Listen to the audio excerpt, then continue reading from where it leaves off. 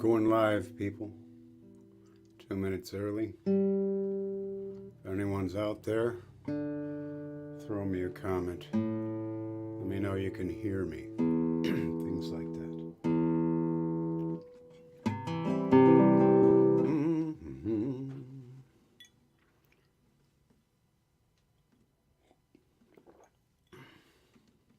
Duluth is out there.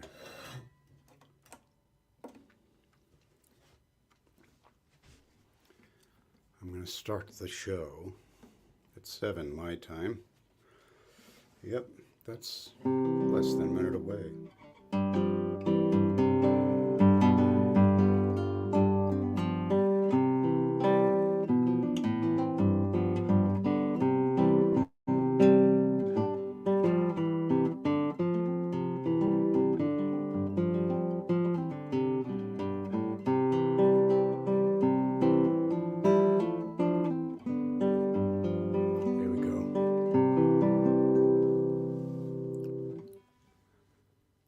You heard me set a cup down. Hi, McRoberts. I just sent you a book, which I hope you'll enjoy. Robert Burns was born 264 years ago, January 25th, in Alloway, Ayrshire, southwest Scotland, in a little house built by his father a few days after the Macarena. A few days after Burns was born, the part of the chimney fell apart in the part of the wall, and his mother had to take him to live with a neighbor for a month. All right, here we go. When I was about 1.5 years old, probably, my parents got this record called Songs of Robert Burns, sung by Ewan MacColl on Folkways Records, researched by Ralph Knight. It was a very well done record, and this song was on it. And it's called Jumpin' John. Her daddy forbade her, Minnie forbade, forbidden she wouldna be. She wouldna trout the browse she brewed what tastes sae bitterly. The lang lad they called Jumpin' John beguiled the bonny lassie. The lang lad they called Jumpin' John beguiled the bonny lassie. A cow and a cough, a yow and a off, and 30 good shillings and 3. A very good talker, the cotterman's doctor, the lass with the bonny blackie. The lang lad they called Jumpin' John beguiled the bonny lassie. The lang lad they called Jumpin' John beguiled the bonny lassie.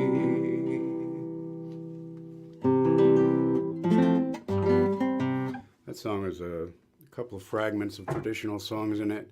There was an old tune called Jumpin' Joan, and I think Burns kind of took these fragments and made a story about Jumpin' John, and had him jump with the tune, you know. John, he jumps. That's what Burns does with words. He matches this imagery to the shapes of the melodies, and more people would know this if they were permitted to hear his lyrics with the melodies to which he wrote them. He was very involved with melody. He loved country dances.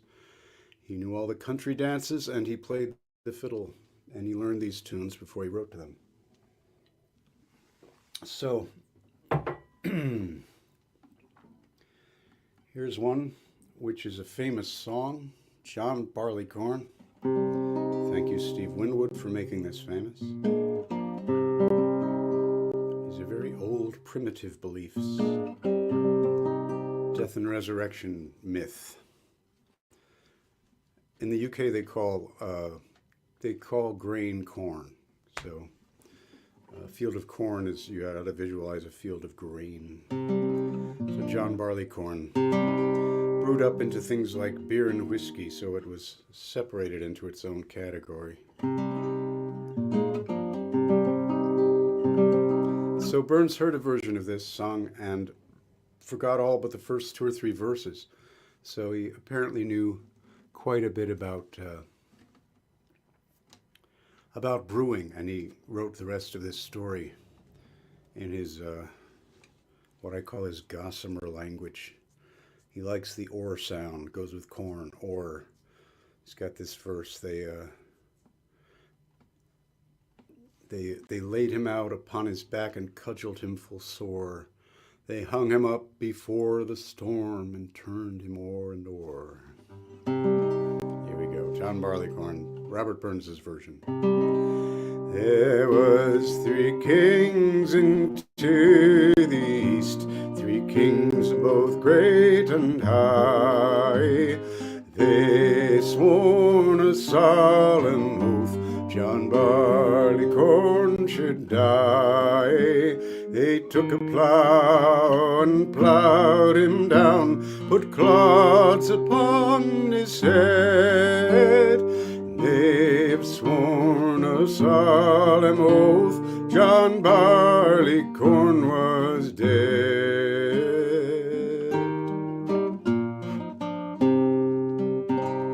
The springtime came with kindly warmth, and showers began to fall. John Barleycorn got up again, and sore surprised them all. The summer came with a sultry heat, and he grew thick and strong. His head well armed with pointed spears, that no one shoot him wrong.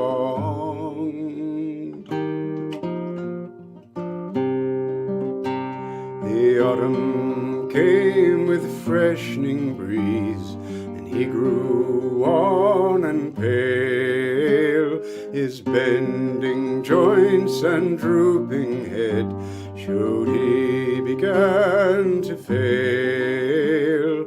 His color sickened more and more, he faded into age. Then his enemies began to show their deadly rage.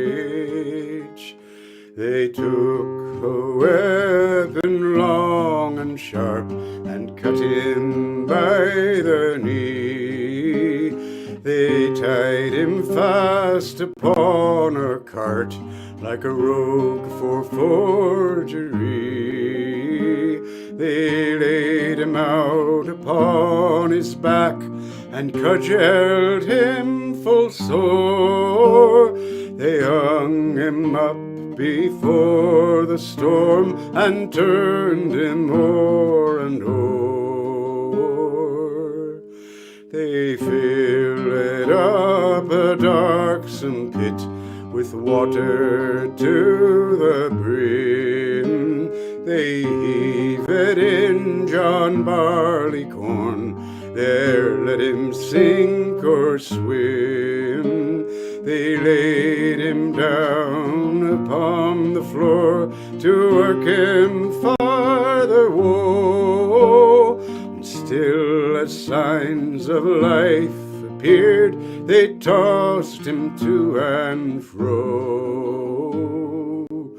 They wasted o'er a scorching flame the marrow of his bones, but the miller used him worst of all, for he crushed him between 2 stones.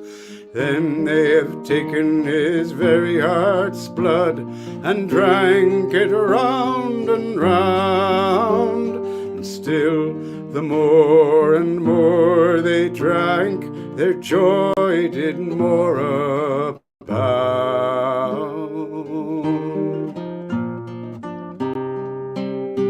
John Barleycorn was a hero bold, of noble enterprise.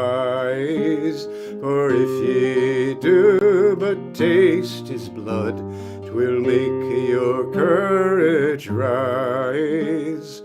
'Twill make a man forget his woe, 'twill heighten all his joy, 'twill make the widow's heart to sing, though the tear were in her eye.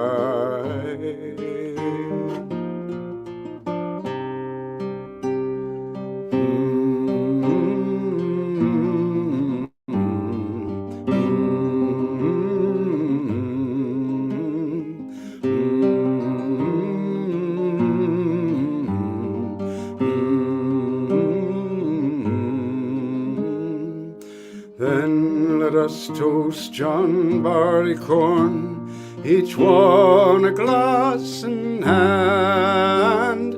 May his great prosperity ne'er fail in old Scotland.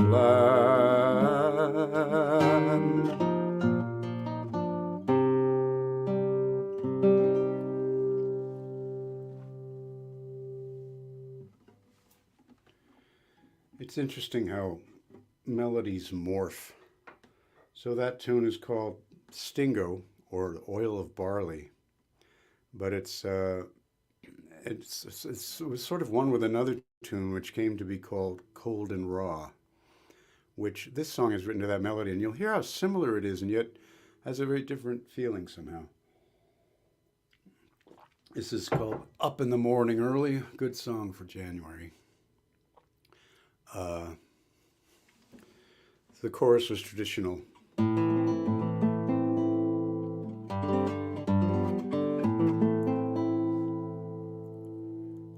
Cold blows the wind from east to west, the drift is driving steadily, so loud and shrill as I hear the blast, I'm sure it is winter fairly. Up in the morning snow for me, up in the morning early, and all the hills are covered with snow, I'm sure it is winter fairly. The birds sit chittering in the thorn, all day they fare but sparely, long's the night from even to morn, I'm sure it is winter fairly. Up in the morning snow for me, up in the morning early, when all the hills are all the hills are covered with snow, I'm sure it is winter fairly. Maybe not such a good idea to do those back to back. One melody overriding the other.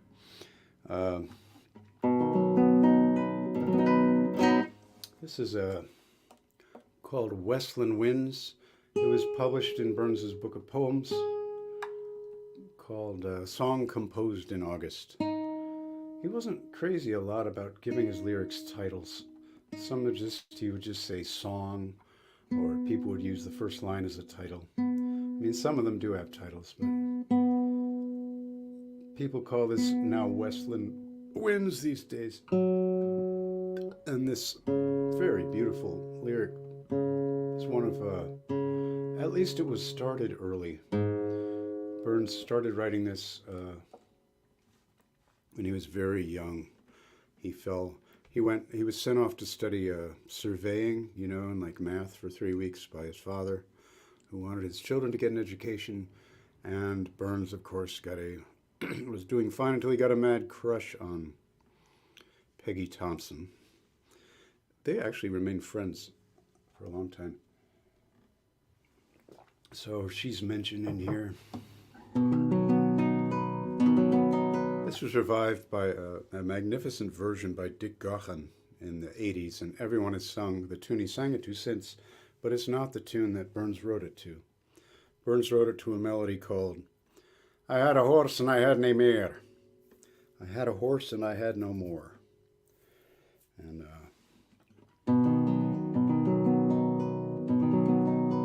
I'll just get to it. The fells are a level area in a mountainous, it's like things can grow there. The Fruitful Fells. Westland is western.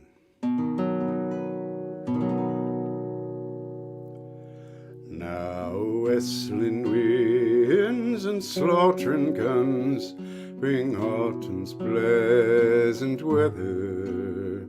The moorcock springs on whirring wings among the blooming heather.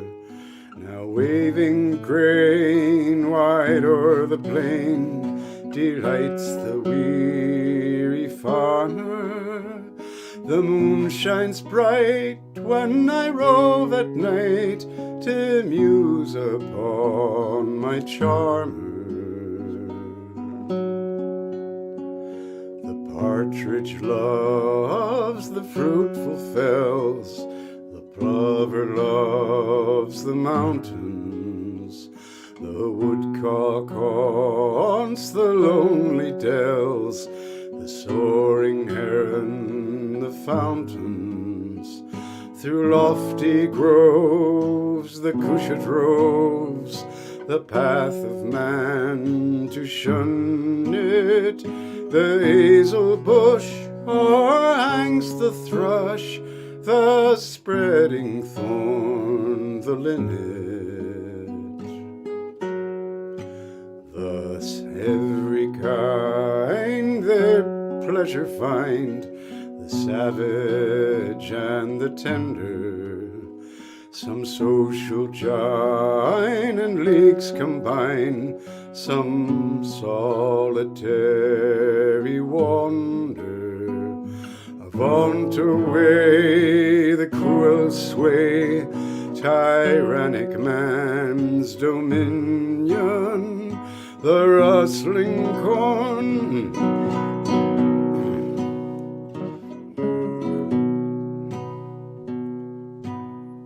The sportsman's joy, the murdering cry, the fluttering gory pinion. But Peggy dear, the evening's clear, thick flies the skimming swallow. The sky is blue, the fields in view, all fading green and yellow.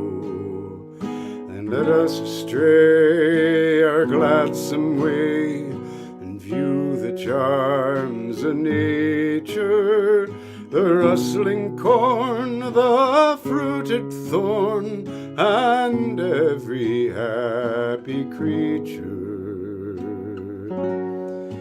We'll gently walk and sweetly talk, while till the silent moon shine clearly, I'll grasp thy waist and fondly pressed swear how I love thee dearly. Not vernal showers to budding flowers, not autumn to the farmer, so dear can't be as thou to me, my fair, my lovely charmer.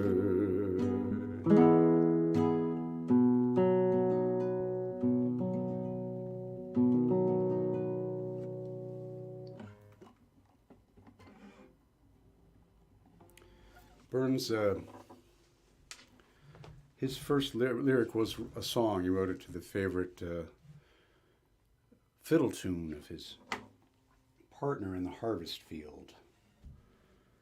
When young men and women reached, I think it was the age of 14, they were put out in the field to work together, threshing and what they called shearing the grain. And so he wrote a song for her called Handsome Nell. And but his first fame was from his book of poems, which really, he was in a lot of trouble. He had impregnated a young woman named Jean Armour, who was 19, he was 26, and her parents were quite angry and they wanted to put him into debtor's prison. And he other of his friends from the West Country who found themselves in trouble with the church and their lass's parents made plans to work in Jamaica on a slave plantation. He said he was going to be a poor Negro driver. And he put together this book of his poetry. He had a mad year and a half where he wrote most of his famous poems before that and impregnated at least 2 women. This was after his father died. The reins were off of young Rob, and he kind of went a little nuts. But so he published this book in order to raise money for his passage, and it took off. It just took off. Everybody loved this book, everyone of every class in Scotland.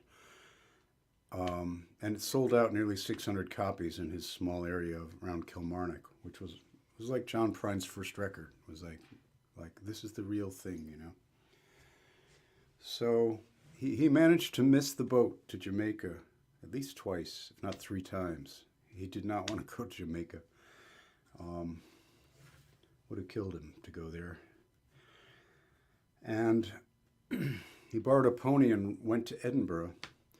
And there he had a connection. He'd gotten a review from Henry Mackenzie, who is a literary light and a sentimental novelist in Edinburgh, who said basically this is our rustic Shakespeare, you know, like they called Hank Williams the hillbilly Shakespeare. It was like that. So Burns went to Edinburgh and he was, you know, presented with he was a Mason and he was presented to the Masonic gentry and they all subscribed to the 2nd edition. And he sold the copyright for enough money to get himself and his entire family out of debt and purchase a farm and marry Jean Armour. So that's it in a nutshell. Would be a great Hollywood movie. He wrote this long letter, we have a good deal of his autobiography from a letter he wrote to Dr. John Moore after his fame in Edinburgh, and you know, recounting his life. He said he lacked an aim, a sense of purpose, but he was not really going to get along with the literary gentry of Edinburgh, who wanted him to write Augustan verse in English, and he was very much about proclaiming and preserving Scottish cultural identity and pride. The moneyed gentry were involved with England and trying to speak English like English people and so on, and he was acting against that. So his work Scots poetry is political in that sense.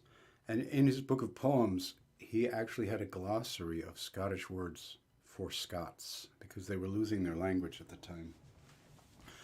So when he was in Edinburgh, he met a man named James Johnson in a pub, and this was fateful because Mr. Johnson was planning 2 volumes of Scottish songs. He was the main printer of music in Scotland he had been for over a decade. He'd found a process using pewter that made it cheaper to print. And so he was going to print a couple of 100 songs, and he met Burns, and Burns was like, fantastic, I'll submit songs for you. And Burns just took off. He became a collector of oral tradition songs, which he didn't think anybody really cared about. He collected in the field, collected music. The Francis Child's The Child Ballads has several that were collected by Burns, including the first printed, the A version of Tam Lin. That was first printed in the Scots Musical Museum. So Burns did a lot more song work than just his own songwriting, much of which he did anonymously. But he had this literary bent because he learned to read. His father had hired a young teacher with 5 other farm families. They hired this young man named John Murdoch from Edinburgh, who was 18, and he taught Burns and his younger brother for 3 years, but he taught them to read. He gave them Alexander Pope's poetry and had them turn it into prose to show that they understood the ideas. Like, This man's ideas of teaching were so brilliant. They were better than I got in school. Nobody asked me to take a poem and turn it into prose. That's a clever guy. Burns is he's kind of famous like Jesus in Scotland. Like they think he's this big womanizing drinker and all this hail. I mean, he's a flaming intellectual. He was a bookworm. He always had a book with him. And basically, when he got the opportunity to write songs and get them published, that's what he did for the rest of his life. He wrote way more songs than poems for the rest of his life once he got the opportunity. And he had two publishers. One was called, the James Johnson Scott's Musical Museum. And the second publisher was George Thompson, who was, I'm not going to do that one, I'm going to do this one. George Thompson was trying to do a more upscale parlor publication of Scott's music, and he had continental composers arranging these melodies.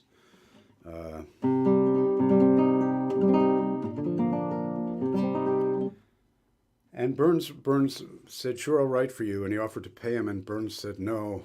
To accept money for songwriting would be downright sodomy of soul. He accepted no money for his creative writing after he published his book of poems. He got a job with the excise. He was a farmer. Finally sold the farm and had a position with the excise as a tax collector.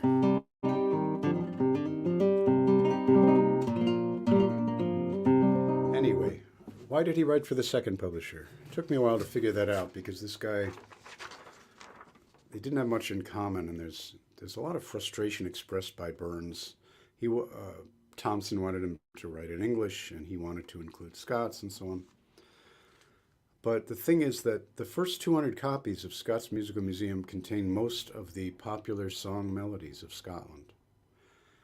And they did not repeat melodies. So writing for the second publisher gave Burns the opportunity to use these tunes, which are gorgeous, as you'll hear. So this was one of the first songs he sent to his second publisher. It's called Logan Braes. Logan is a river, or what they call a water in Scotland. And so he wrote to George Thompson, "Have you ever, my dear sir, felt your bosom ready to burst with indignation on reading of or seeing how these mighty villains who divide kingdom against kingdom, desolate provinces, and lay nations waste out of the wantonness of ambition, or often from still more ignoble passions? In a mood of this kind today, I recollected the air of Logan Water, and it occurred to me that its querulous melody probably had its origin from the plaintive indignation of some swelling, suffering heart, fired at the tyrannic strides of some public destroyer, and overwhelmed with private distresses, the consequence of a country's ruin. If I have done anything at all like justice to my feelings, the following song, composed in 3/4 of an hour's lucubrations in my elbow chair, ought to have some merit." Logan Braes. A brae is a slope or a hillside, and part of this will translate, but the rhyme Braes. Phase. My dear lad, mun face his phase means must face his foes.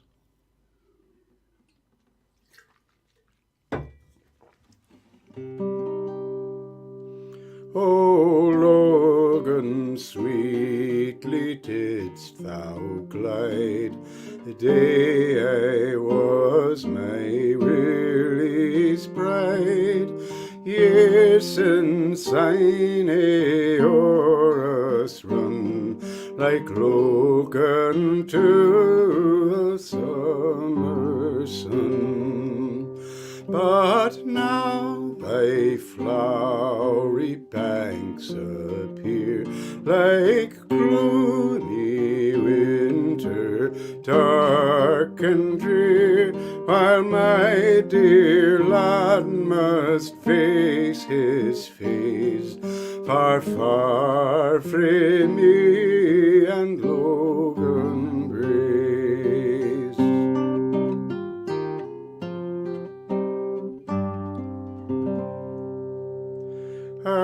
Again the merry month of May has made our hills and valleys gay. The birds rejoice in leafy bowers, the bees hum round the breathing flowers. Blithe morning lifts his rosy eye, and evening's tears are tears of joy. My soul delightless all surveys, while Willie's far from Logan Braes.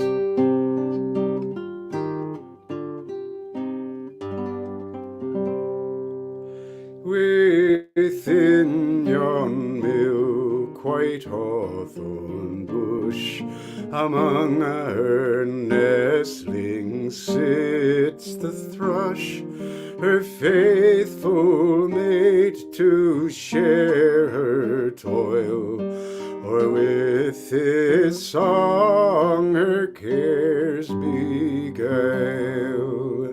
But I, with my sweet nurslings here, no mate to help, no mate to cheer, pass widowed nights and joyless days, while Willie's far from Logan Braes.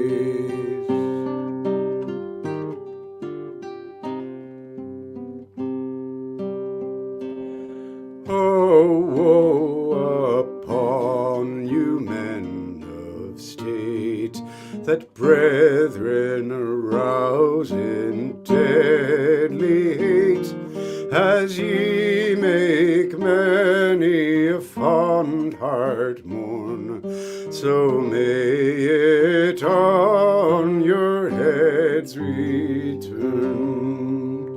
Ye mind na mid your cruel joys, the widow's tears, the orphan's cries, but soon may peace bring happy days, and Willie home to Logan Braes.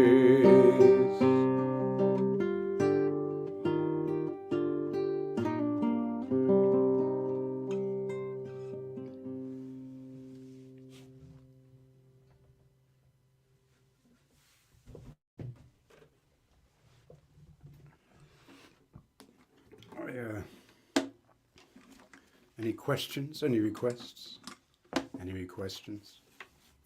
This is I'm just going to sing as long as my voice lasts. I've been dragging a cold for a bit.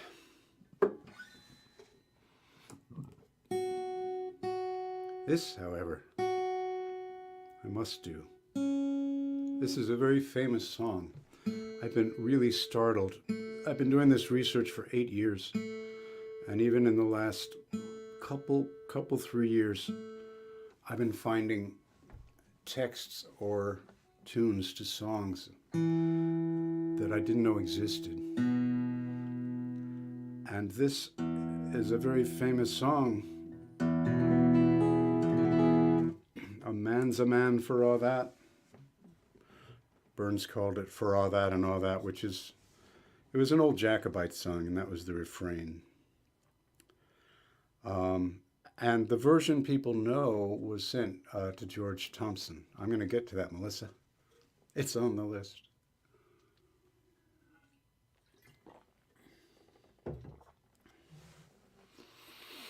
Anyway, there's another version of it, and it was published a month after Burns died in the wake of his death. 5 verses of it were published anonymously 6 months before his death in Glasgow. It was published by Brash and Reed, and William Reed is thought to have been his trusted advisor on what to publish in his book of poems, years before. So I think that this version is the original, and it is more radical than the one people know. One people know has a prince can make a belted knight, a marquis, a duke, and all that. But an honest man's above his might. Good faith, he munna fa that. He mustn't. Fa was like, we say the deal, the fa. Meaning the king doesn't get that power. He doesn't get the power of virtue or honesty. So I think Burns was working for the British Crown, collecting taxes, and this version of the song is seditious. It would have cost him his job if they found out that he wrote it. So it was published with his name only shortly after he died. I always thought the original song was kind of a clumsy song with some good ideas. This is just plain great. So here it is. I think you're the first people to hear this.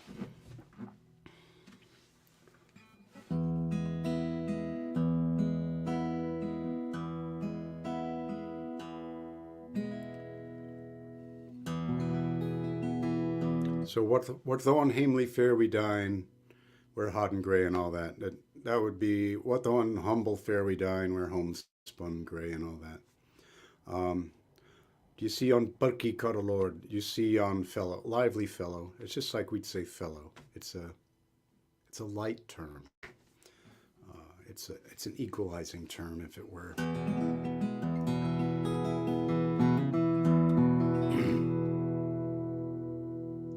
What though on Hamely fair we dine, we're hard and grey and all that.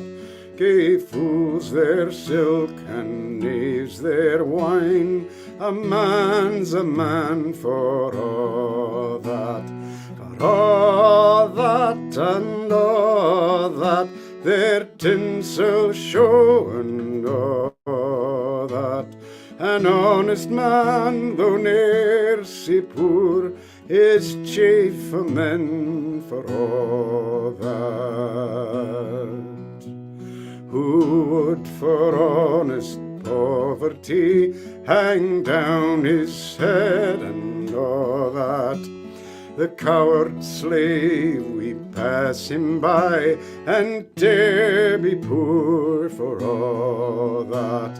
For all that and all that, their purse-proud looks and all that. In ragged coats you'll often find the noblest hearts for all that. D'ye see on Bucky Cuddlelord, who struts and stares and all that?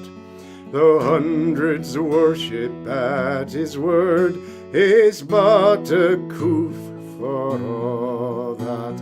For all that and all that is a ribbon star and all that. A man of independent mind can look and laugh at all that. The king can mak a belted knight, a marquis, a duke, and all that. But an honest man's above his might, good faith he munna fa that. For all that and all that, his dignities and all that, the pith o' sense and pride o' worth are grander far than all that. Then let us pray that come it may, as come it shall, for all that. When sense and worth o'er all the earth shall bear the gree and all that. For all that and all that, it's coming yet, for all that. When man and man the world o'er shall brothers be and all that.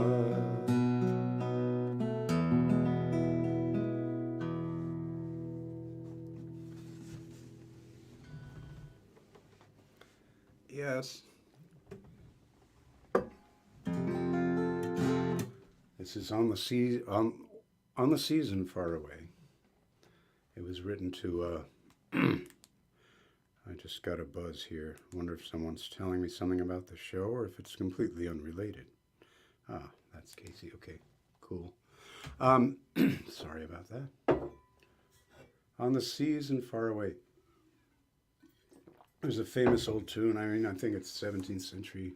O'er the hills and far away.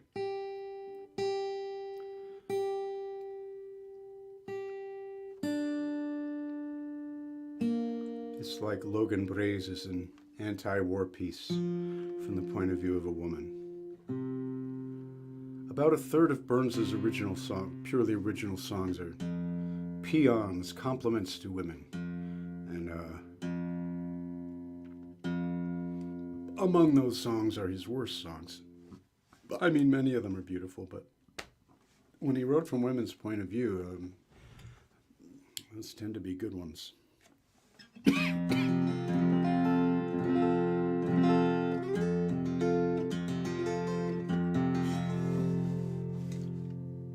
How can my poor heart be glad when absent from my sailor lad?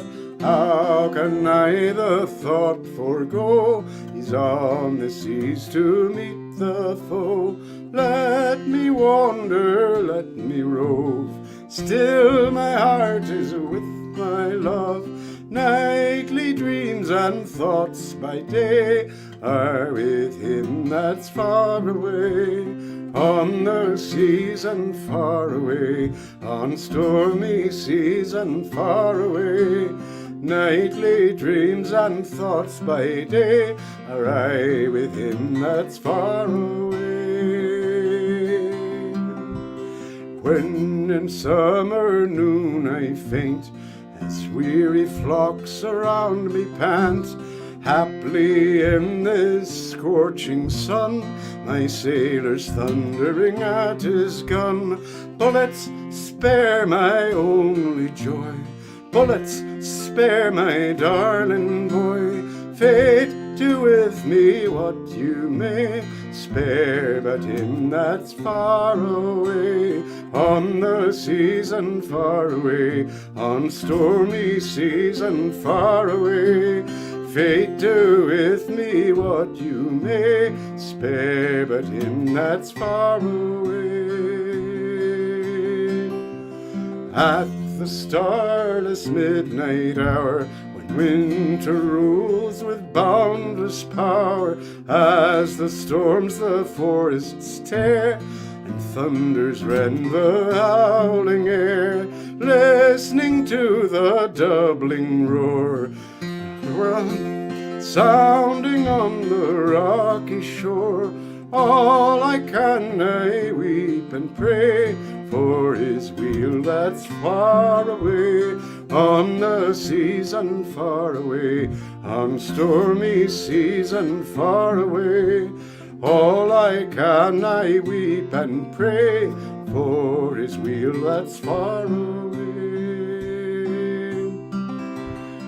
Peace thy olive wand extend, bid wild war is ravaging, man with brother man to meet, and as a brother kindly greet.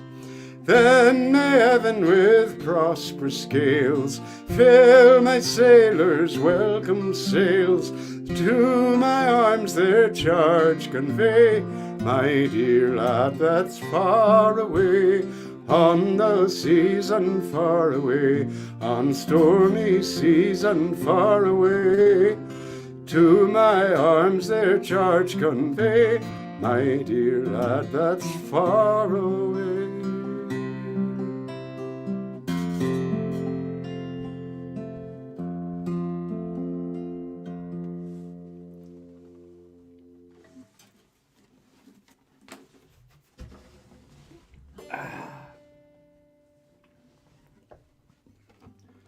During his winter in Edinburgh, after his huge success of his book, and he was the toast of the town, the lion of the season, Burns knew that he was a passing fad for these people. He knew that at that age, which is kind of incredible.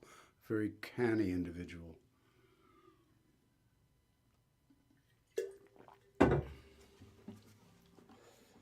Anyway, he was put up by the Cruikshanks.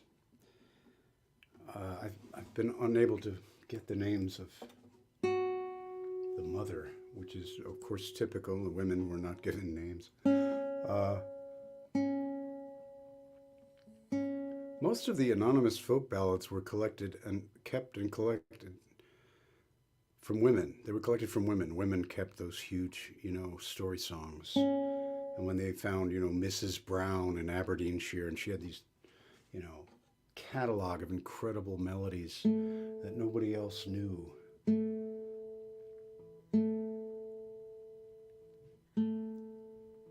But I mean, the tune books they're all published by men, although probably a good number of the tunes in those books are also written by women. Anyway, I'm nattering. It's annoyed me that I cannot find the name of the mother of Mrs. Cruikshank. I'm jabbering. Yeah, I should have had a little whiskey here. Somebody want to bring me a whiskey? This is water of life. That is to say, water. I'll put it in a cup, which is more theatrical and attractive to look at, right? Anyway, Burns stayed with the family. They put him up. They were his hosts. And when he was leaving, he gave them a gift, which is a song. They had one daughter. Her name was Janet, and she was 12 years old. And she was a prodigy on the harpsichord and a good singer. So when Burns was starting to work out his songs for Scots Musical Museum, she would help him. He liked working with singers to hear the songs back, the same way I tape a song and listen to it back. So the Rosebud is actually Janet in the song. But we don't know that until the third verse. And so this was written as a gift to the family, and we actually have the manuscript that he gave to them. And then he sent it to the Scots Musical Museum. And he wrote it to a tune called The Rosebud, which was composed by his friend David Sillar, was one of his running buddies of his youth, who also wrote poetry and I believe introduced Burns to the fiddle.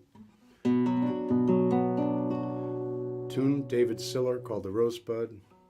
Song called The Rosebud by Burns. Written for Janet Cruikshank.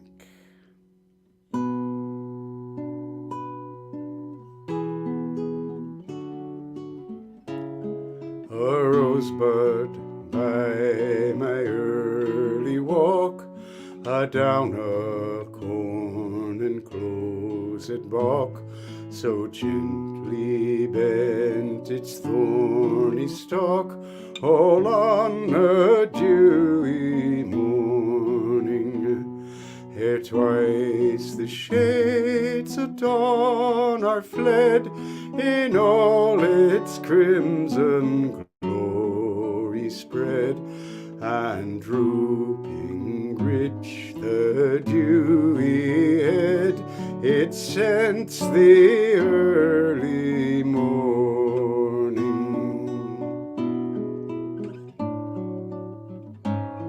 Within the bush her covert nest, a little linnet fondly pressed, the dew sat chilly on her breast, so early in the morning. shall see her tender brood, the pride, the pleasure of the wood. Among the fresh green leaves bedewed, awake the early morning. So thou, dear bird, young Jeannie fair, on trembling string or vocal air, shalt sweetly pay the tender care that tents thy early morning. So thou, sweet rosebud, young and gay, shalt beauteous blaze upon the day, and bless the parents' evening ray that watched thy early morning.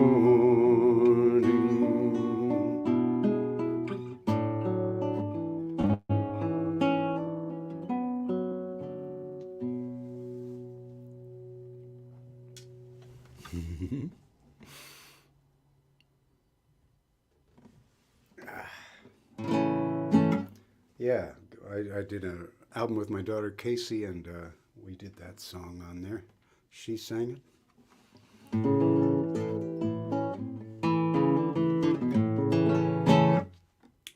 This song, my first plan was when I got involved with these songs, because I translated a book of Burns's poems into English so people could follow them.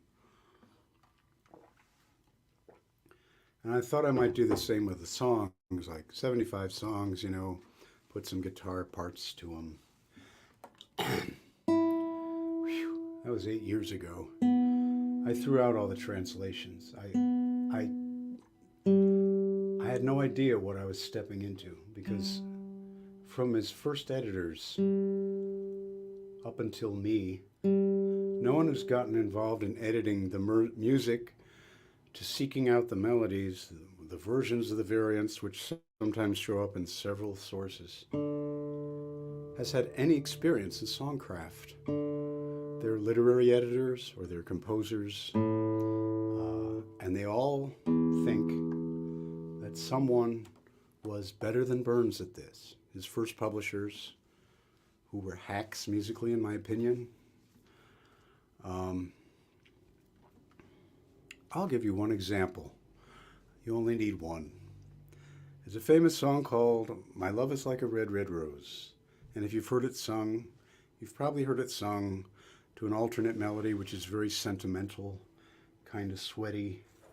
I never thought it was a especially good song until I heard it with the intended tune, and I fell over. But it was printed with the tune in the Scots Musical Museum. It was first printed like this. Oh, my love's like a red, red rose that's newly sprung in June. That's not how the tune went from Neil Gow's book, which is where Burns told them to take it from. And when you have it with that tune, the rose actually springs an octave off of a grace note. I'll sing that for you, and you can feel the difference between red, red rose, okay?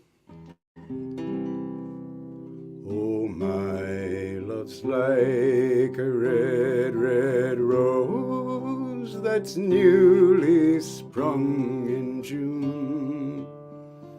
We just saw and felt it spring. 235 years, no one's bothered to track down the original tune but me. That's why I've been at this for 8 years.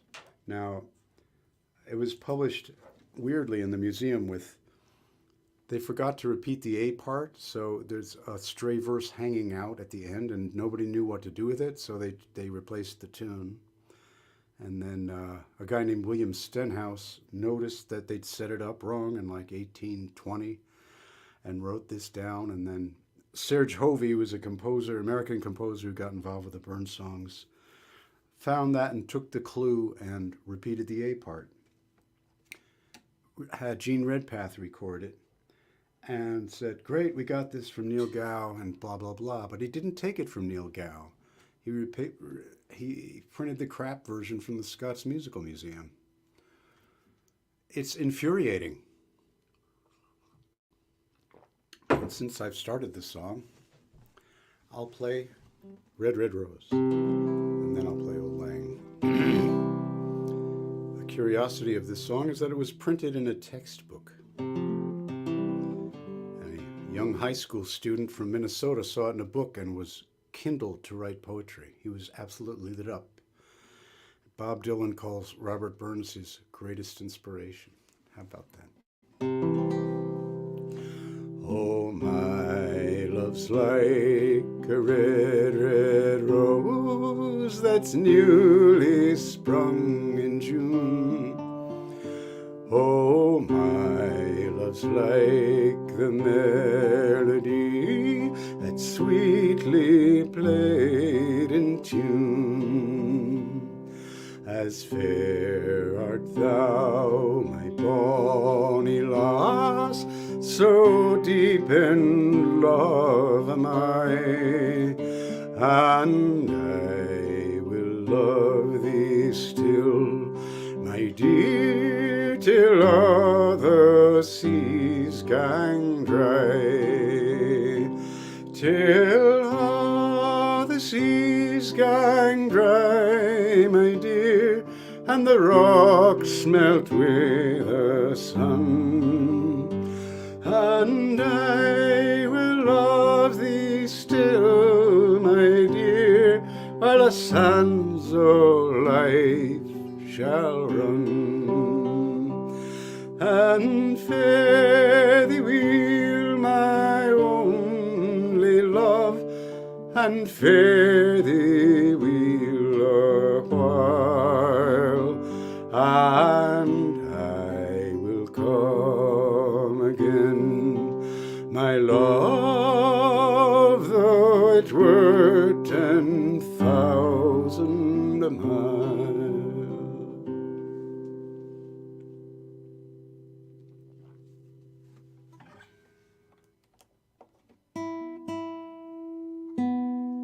So, anyway, I was at this for a couple of years, and I'd found that the scholars had chosen the wrong John Barleycorn melody. But I didn't really think there was much else wrong with the tunes I was copying out of books, you know. Until I got in an argument on Facebook here with Steve Weinig. And he'd written an article on Auld Lang Syne. And I said, well, people should sing the original tune. And he's like, you don't even know if he wrote it to a tune. And I'm like, yeah, I know that much. He wrote it to a tune. And I because I was you know, I get my back up when I'm arguing. I started looking at the footnotes in this recent edition of Scots Musical Museum. I was looking at the footnote to Auld Lang Syne, which is printed in the 5th volume of the Scots Musical Museum. There were 6 volumes, 100 songs each. It was supposed to be 200 songs. When Burns got involved, it grew by 400. That's the work he did. So, good, Dave, thank you. Auld Lang Syne. I was having trouble with my argument because I'd written a song about Burns's style of song prosody, how he would match imagery to the shapes of the melodies, like my love is like a red, red rose, the fluttering gory pinion, now waving grain. He's right on the meaning of the tune and the words at the same time.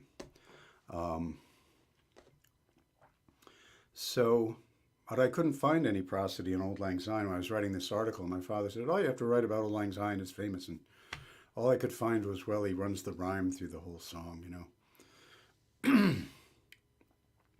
So I was looking in this footnote in this edition by Murray Pittock and published in 2018, and he said, There was an earlier version of Old Lang Syne published in Scots Musical Museum as number 25.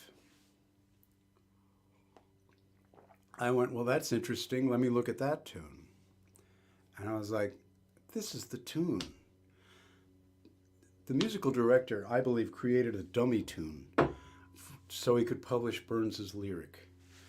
It's the only version of the melody published between 1700 and when that was published that has no contrast between the A part and the B part. And all the other tunes, they have a lot of variety in the B part, but from 1725 on, there are several versions of Old Lang Syne, and every one of them creates beautiful prosody with the two verses we think Burns wrote, which are the running about the brae and the other verse. When I saw this, I went nuts. I was like, well, number 25 in the museum was written by Allan Ramsay. And that was first published in 1725 in a book called Orpheus Caledonius, which is the first book published of Scottish songs with tunes. I think it was published in London, actually, but it was a big deal, and they used a lot of Allan Ramsay songs. Allan Ramsay was a similar to Burns' character, not as great a writer, but he did collecting and wrote in vernacular Scots, and a very amiable poet and guy. Burns had tremendous respect for him. And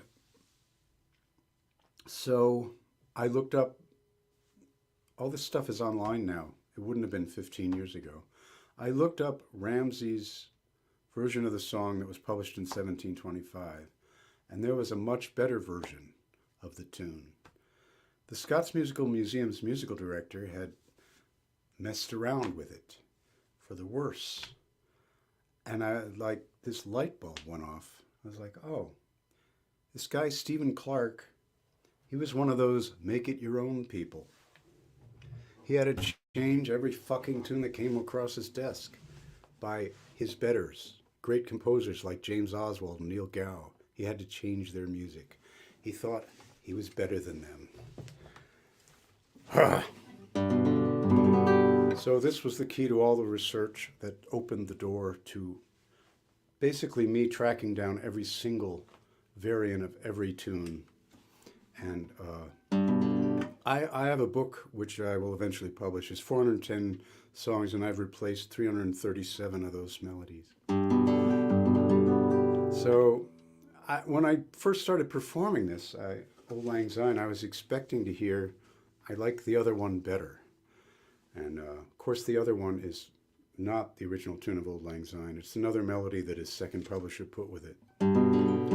It's not a bad tune, but it's not this tune. I expected people to say I like the other one better, and they pretty much just nod their heads and go, yeah, that's the tune. Auld Lang Syne. Burns never took credit for this. He said he took it down from an old man. And I think he did take down the first and possibly the last verse from the old man. He went out of his way not to be appearing to compete with Allan Ramsay. So like when he wrote to the melody the last time I came over the moor, he actually changed the melody he published it with because he didn't want to compete with a famous version of that song by Ramsay. We wouldn't think of Burns worrying about that stuff now, but he did.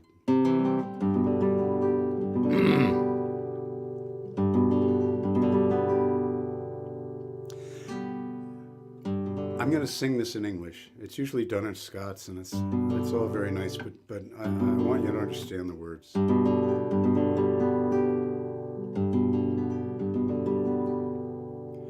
Should old acquaintance be forgot and never brought to mind? Should old acquaintance be forgot and days o' lang syne? For old lang syne, my dear, for old lang syne, we'll take a cup o' kindness yet for old too have run about the hills and picked the flowers fine, but we've wandered many a weary foot since Auld Lang Syne. For Auld Lang Syne, my dear, for Auld Lang Syne, we'll take a cup o' kindness yet, for Auld Lang Syne. We too have waded in the brook from morning sun till dine, but seas between us broad have roared since Auld Lang Syne. For Auld Lang Syne, my dear, for Auld Lang Syne, we'll take a cup o' kindness yet, for Auld Lang Syne. And there's a hand, my trusty friend, and gie us a hand o' thine, and we'll take a right good will draught for Auld Lang Syne. For Auld Lang Syne, my dear, for Auld Lang Syne, we'll take a cup o' kindness yet, for Auld Lang Syne. And surely you'll buy your pint mug, and surely I'll buy mine, and we'll take a cup o' kindness yet, for Auld Lang Syne.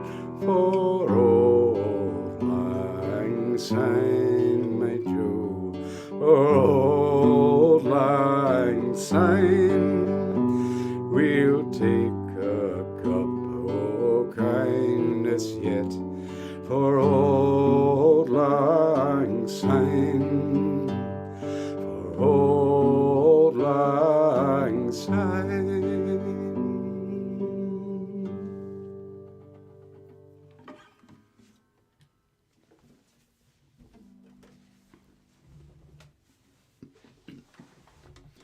Burns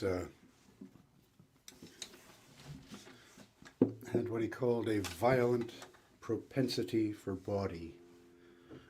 They used violent the way we used intense. He liked writing body songs. Hi, Louie. Huh. Wow.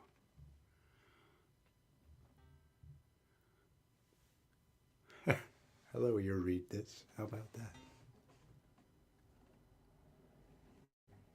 Thank you. I'm hoping to disseminate back to Scotland the tunes. I hope in the future to get over there and maybe find a couple of young singers. Don't let me forget to do Tam Glen. Don't let me forget that. But I want to do one of the body songs. Burns,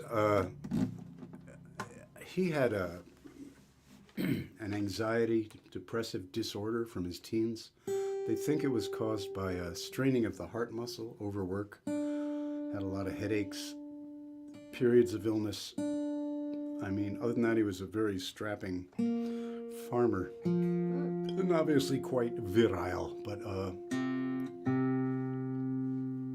when you go through the chronology of his songs, you'd think there'd be a bunch of blue ones, but there's always this, he throws in this delightful, lighthearted things along with the songs of the greatest seriousness.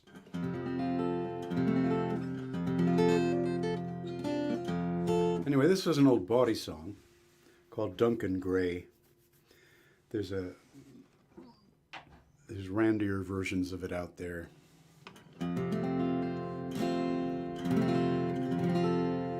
This one is disguised enough that he actually got it printed in Scott's Musical Museum, and it's very brilliant. He took it to a woman's point of view and made it a compassionate piece. This does not translate, so I'm going to sing it and then I'm going to tell you about it. But it's based on a pun. So there's this repeated line, ha ha, the girt note. Girding is it's the girthing of a horse, and also in Scots it's to thrust. So he grabs both of those meanings and plays on them. Here. So this is from the woman's point of view. She's been knocked up by this guy, and she's sort of cursing him in the beginning, and then at the end says, well, if you'll keep your promise to me, things will be all right, you know. Weary for ye, Duncan Gray, the curtain note. Weary by ye, Duncan Gray, the curtain note. And all the lave gae to their play, the naman sit the lee long day. Cheek the cradle we met day, and go for the bad curtain note. Morning was the Lammas moon, the curtain note. Glowering o'er the hills of Boone, the curtain note. The curtain brak, the beast come down. I tent my kirch and baith my shoon. Duncan Year and Uncle Loon way on the bad curtain note. But Duncan, gin you keep your faith, the curtain note. I's bless ye wi' my inmost breath, the curtain note.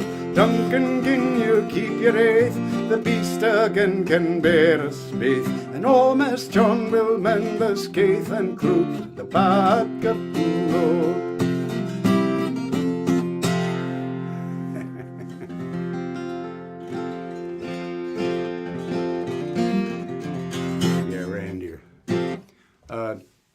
So, weary for you, Duncan Gray, weary for you, woe go with you, woe go by you, Duncan Gray. When all the lave gae to their play, when all the rest go to their play, then I must sit the livelong day, and jig the cradle wi' my tay, I'd jog the cradle with my toe, and all for the girtin note, all for the girthing and or thrusting of it. Bonny was the Lammas moon. Lammas is August 1st, harvest festival for the new bread. Bonny was the Lammas moon, ha ha the good night. Glowering o'er the hills of Boone, shining above all the hills above. The girden brak, the girthing broke, the beast come down. I tent my kirch and baith my shoon. I lost my kerchief and both my shoes. And Duncan, you're an Uncle Loon. You're a hell of a rascal. Ha ha, the good note. But Duncan, gin you'll keep your oath, if you'll keep your oath, ha ha, the good note. I'll bless you with my hindmost breath. I'll bless you with my hindmost breath. Duncan, gin you'll keep your oath. The beast again can bear us baith, can carry us both. And old Mass John, the minister, can mend the skaith, can mend the harm, and cloot and mend the bad good note. Isn't that beautiful? That's beautiful writing.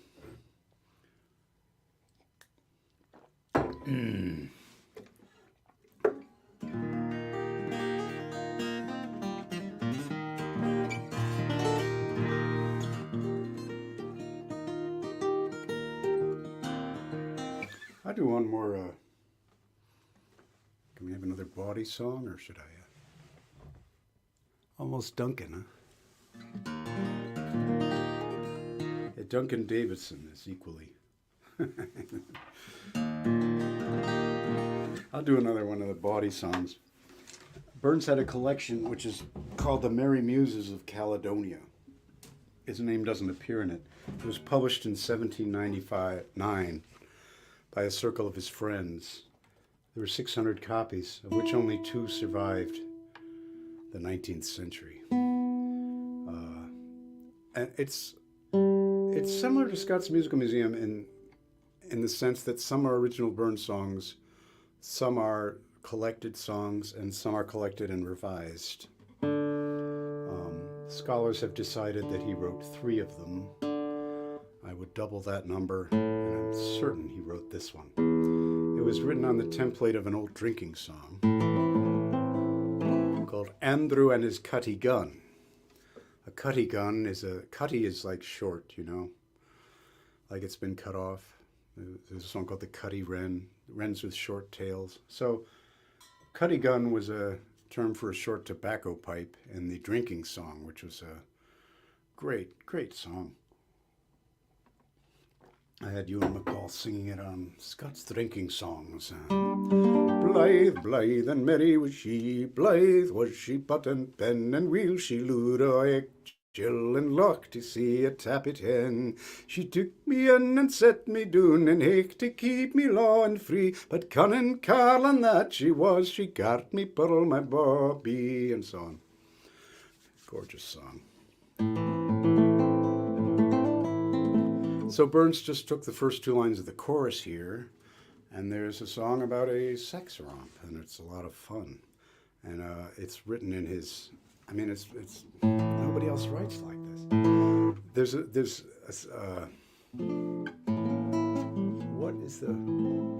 There's a poem where he describes this joyous family and the dog romping through. Is it the Cotter's Saturday Night? Might be. Or it might be the 2 dogs. Anyway, he liked writing about dogs having fun with their families. And this one, there's a mother, there's a dog who has recently given birth. And here she's called the Bossant Bitch, which is Bossant is tawny colored. She left the whelps and hunted round us at the fun. It's just, anyway, here we go.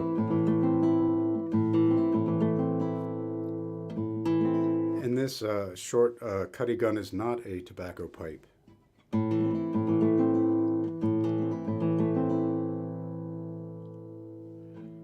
So a nieve, wheel she looted in her nieve, isn't of course, a nieve is a fist.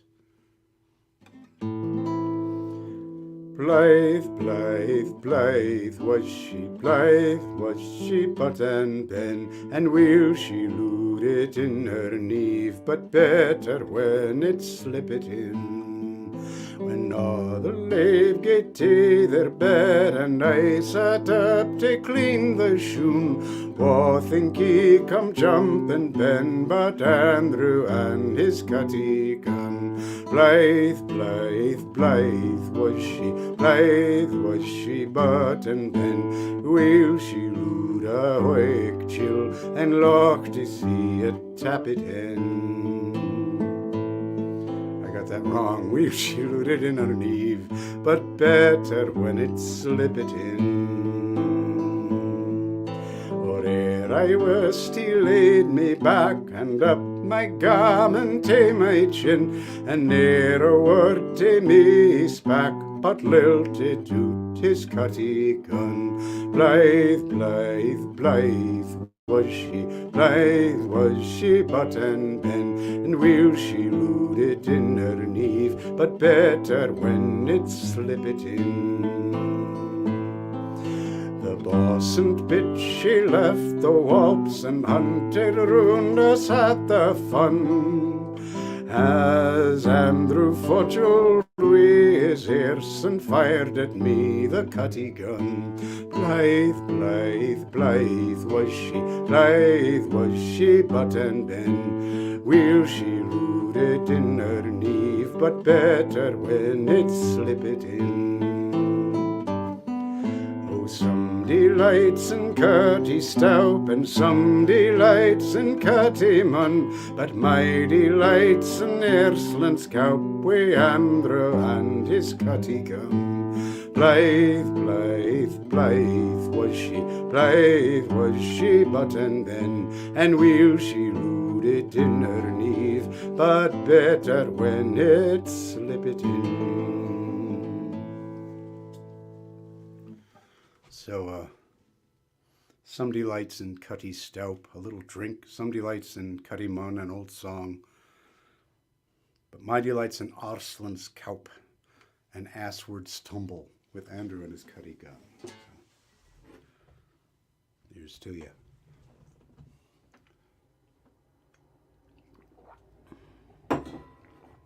Well, here's one which is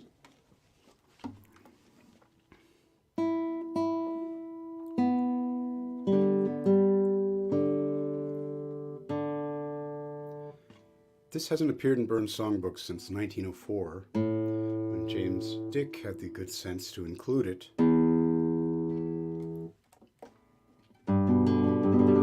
And its editors have decided not to include it because Burns collected it from a traveling singer named Jean Glover and said it was written by her. He said that Talk Not of Love was written by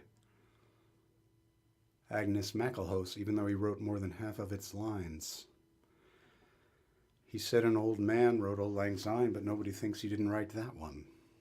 But they've decided to ignore the song, and again, there's a very clumsy verse in the manuscript, very clumsy, and clearly not the person who wrote the last verse of this one. I think Burns buffed this up quite a bit. He did collect it from Jean Glover.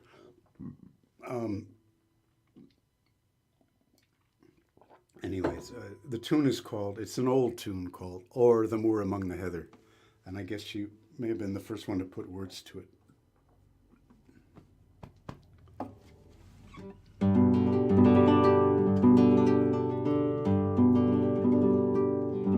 I found this set of the tune in James Aird's Volume 5. And this set of the tune was published after Burns died, but I took a liberty because it's just a magical setting of this melody, I think.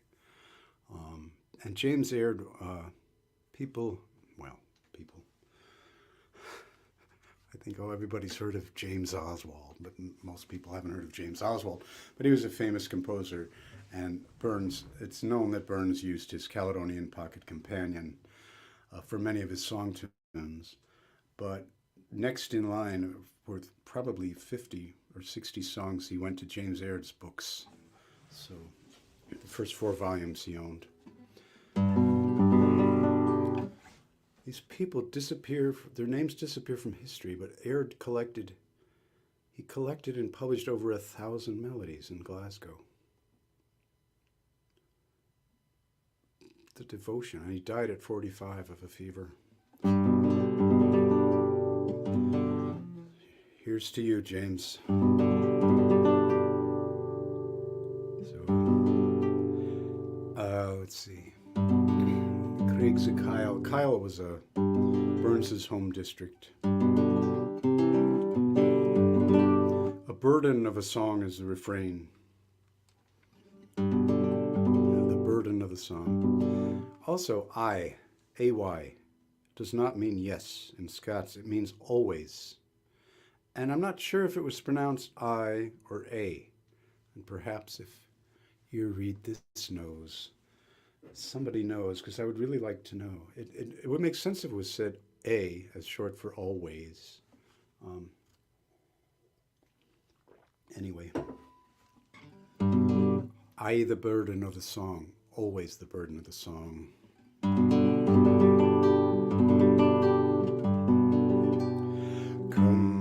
Through the craigs o' Kyle, among the bonny blooming heather, there I met a bonny lassie, keeping all her ewes together.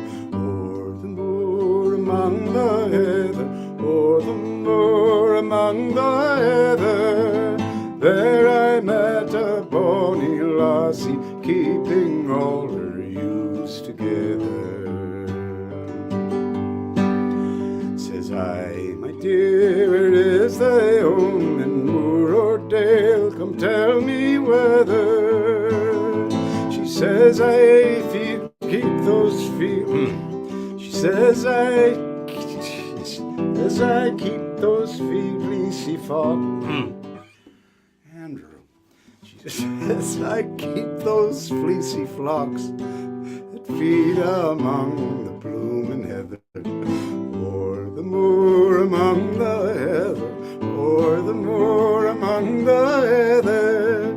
She says, I keep those fleecy flocks that feed among the blooming heather.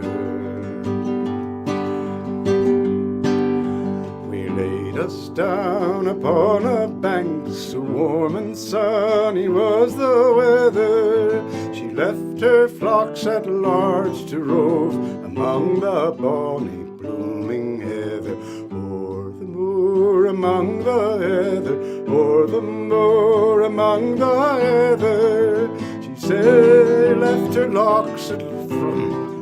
her flocks at large to rove among the bonny blooming heather. She charmed my heart and eyes inside, I couldna think on ony other. By sea and sky she shall be mine, the bonny lass among the heather, o'er the moor among the heather, o'er the moor among the heather. By sea and sky she shall be mine, the bonny lass among the heather.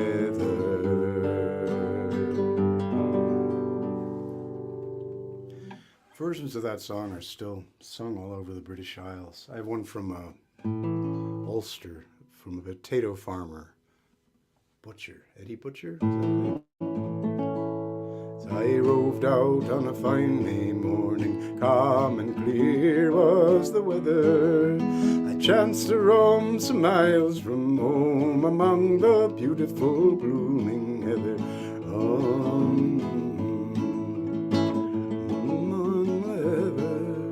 Chanced to roam some miles from home among the bonny blooming heather. Lots of versions, English and so on. I'm sorry my lyric head is spacing out. Half of it is because I've had a cold and my mind is not sharp.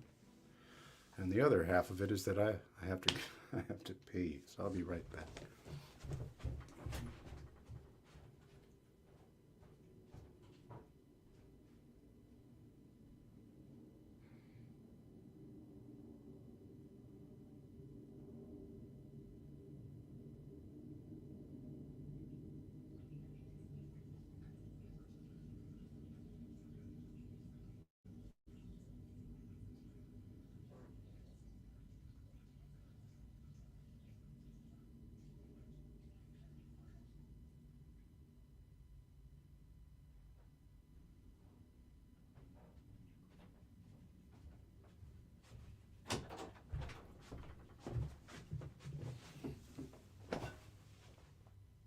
Drink all that water?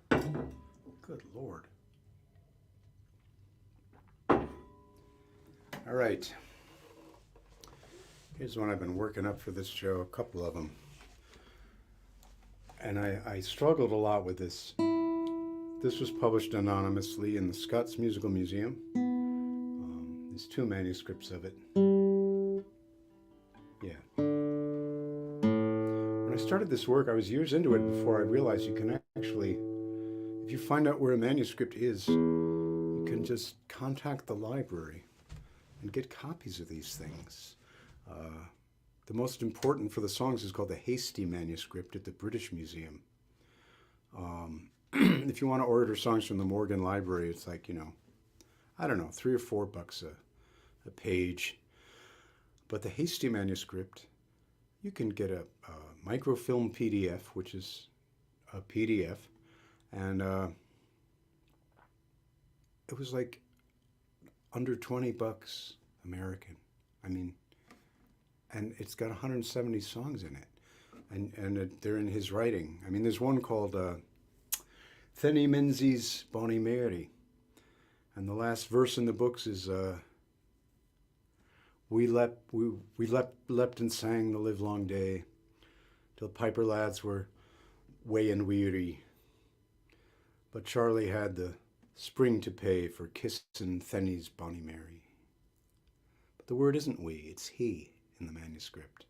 It was copied wrong for 235 years. He lappen danced the lilang day, till piper lads were way and weary, but Shirley had the spring to pay for kissing Thenny's Bonnie Mary. It's all about Charlie. Anyway, it's great to see the manuscripts. It really clarify a lot of things. Anyone could write for 18, 20 bucks. What would that be? 20 pounds in England, Scotland, UK.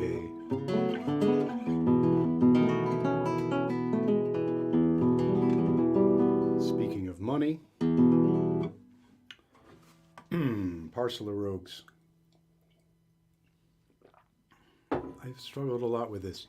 It was printed in Scott's Musical Museum, and it looked like it was mostly taken from William McGibbon's set of the tune, but not entirely. And Burns wrote, "I've enclosed what I think is the best set of the tune." We have over 1,000 of Burns's textual manuscripts and 3 of his musical transcriptions. His publishers threw all this stuff away. His musical contribution has not been valued from the beginning, as it should have been. From the couple that he did write out from books to send to the museum, it confirmed my suspicion that he didn't want these melodies changed. They changed them because they could. And anyway, so I had a big struggle of conscience because I don't like to get creative. I'm trying to simply follow his intent in every case and not think that I know better. Because I found out in every case, when I thought he messed something up, that the editors had chosen the wrong set of the tune. And he was a very rigorous songwriter.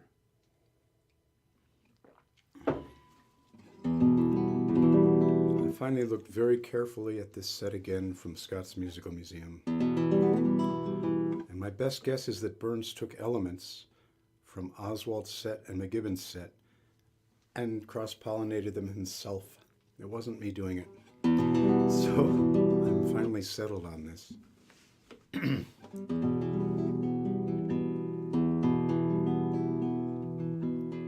Bruce, Robert Bruce, won the Battle of Bannockburn, without which Scotland would not have been a nation. And William Wallace is mentioned. Scotland's Joan of Arc.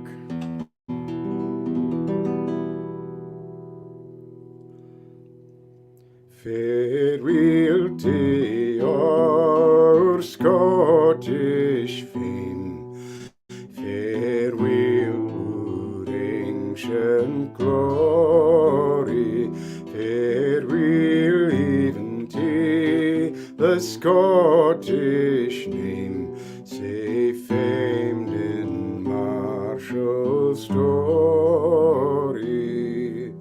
No sarcrums o'er the Solway sands, and Tweed runs to the ocean to mark where England's province stands. Such a parcel of rogues in our nation. What force or guile could not subdue through many warlike ages is wrought now by a coward few for hireling traitors' wages.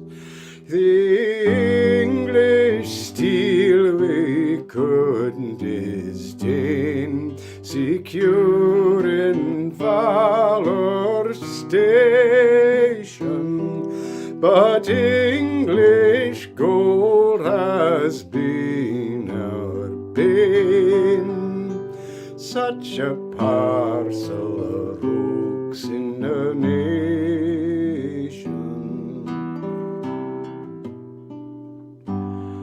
Oh, would or I had seen the day that treason thus could sell us, my old great had lain in clay, with Bruce and Lyle Wallace, but faith and power till my last hour I'll make this declaration. We'd bought and sold for English gold, such a parcel of rooks in a nation.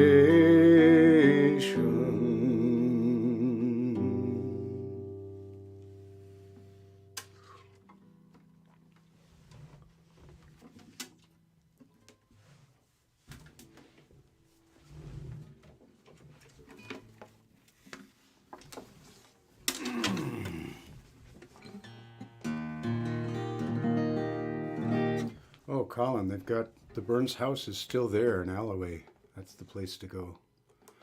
And what's his name? Cameron Goodall does tours in Edinburgh, and he does the most raucous, marvelous versions of Burns's poems from memory, and he would certainly know everywhere Burns went in Edinburgh. Cameron Goodall.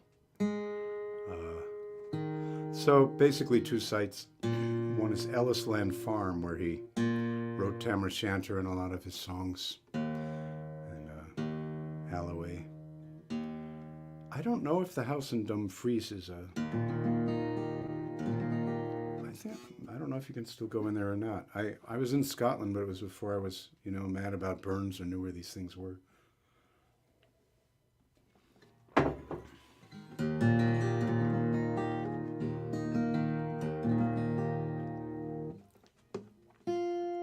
This is a sweet love song, I think, very sweet. It's called, Now Spring Has Clad the Grove in Green. Which one is that? Is that, what is that called? I get through the rest of this stuff, I could search that out. Is that just called Scottish Song, Jeff, or something like that?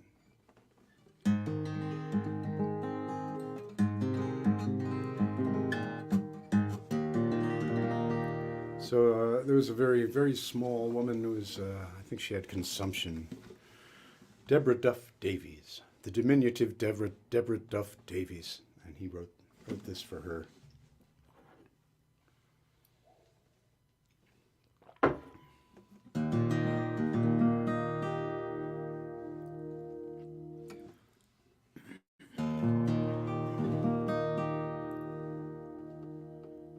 If I haven't pitched enough about Scott's Musical Museum, this is a tune from James Oswald called Bonnie Wee Thing.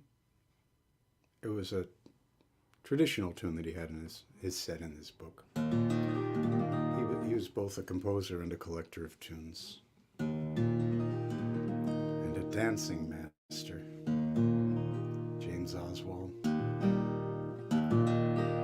Anyway,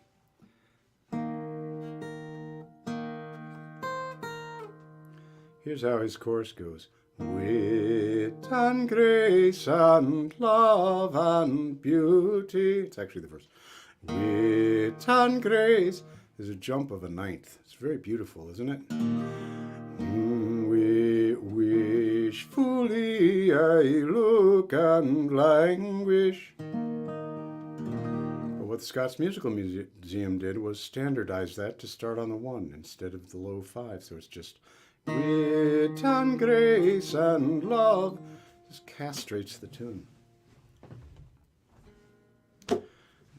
Uncorrected for 235 years. Here's Bonnie Wee Thing.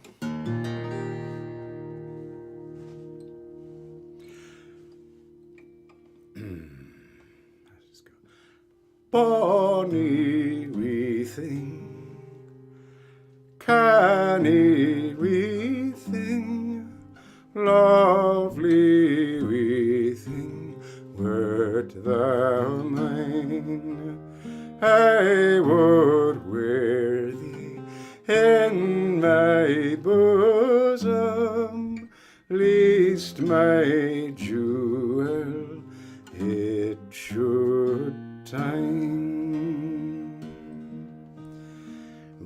Wishfully I look and languish in that bonny face o' thine, and my heart at stones wi' anguish, least my wee thing be na mine.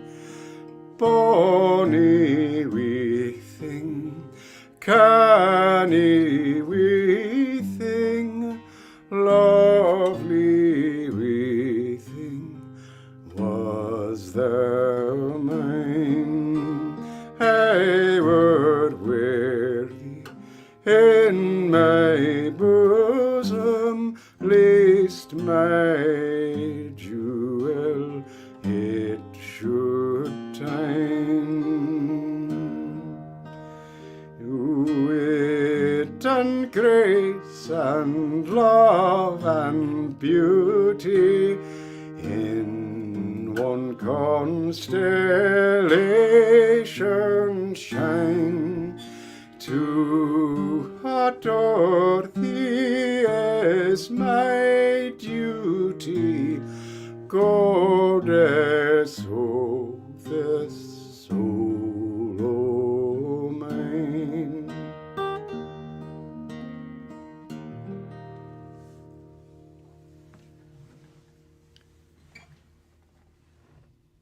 Burns loved to do climactic triple rhymes, or there's 4 long O's in that last line. Goddess o' this soul o' mine. He liked to bring the songs home that way.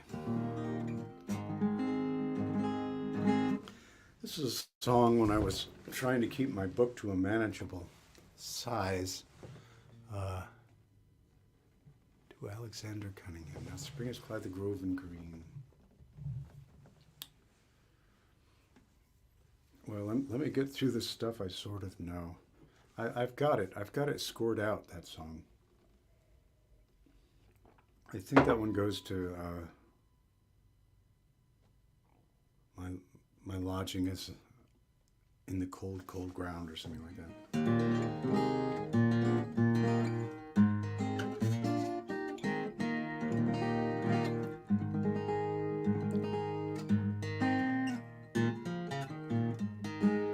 Well, the Burns editors and critics don't think much of this song. Thomas Crawford, the eminent critic, said, oh, it's a parlor piece. And James Kinsley said, oh, the words are too brisk for the tune. The old traditional one was better, which is... So I was driving along. Gene Redpath, who recorded a good number of songs with Serge Hovey on increasingly ponderous, dreadful arrangements on those records. I think she perhaps didn't like them any better than I did. And she recorded 100 Burns songs on 3 long CDs on her own label.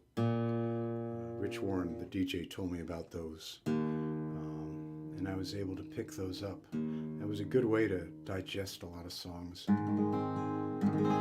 And I was listening to this one, driving up 294, and I heard for the first time what Burns was doing with the language. And I had tears streaming down my face, and I had to pull off at the Highway Oasis. He does something with a phrase that I've never heard a poet or songsmith do. And the phrase is the title, The Burks of Aberfeldy. It's written to an old dance tune called The Burks of Abergeldy, and there was lyrics to that old folk song. But this is a completely different animal. He took the chorus and wrote 5 verses to it.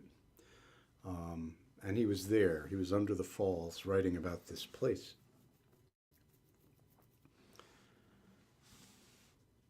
And that phrase, the Birks of Aberfeldy, is the object.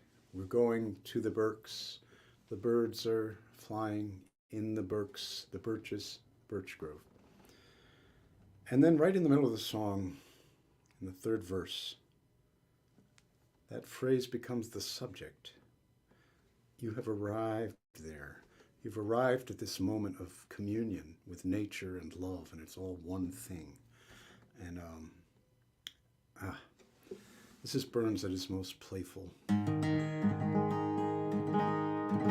So I'm going to go through these words quickly.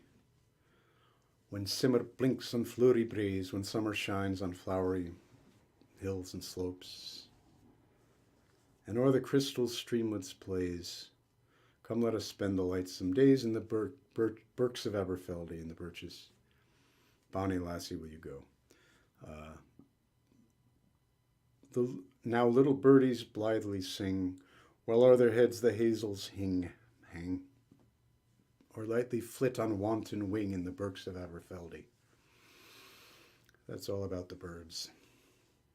Wanton is, it's used instead of playful in Scots. It doesn't have a sexual connotation particularly. It can, but it's used the way we would use the word playful. And then this amazing verse. The lofty braes ascend like walls. The lofty slopes ascend like walls. The foamy stream deep roaring falls, o'erhung with fragrant spreading shaws, groves. O'erhung with fragrant spreading groves, the Birks of Aberfeldy. The hoary, which means, hoary is white. It's like white like hoarfrost. The hoary head. I have a hoary head now. Doesn't mean I've been whoring around.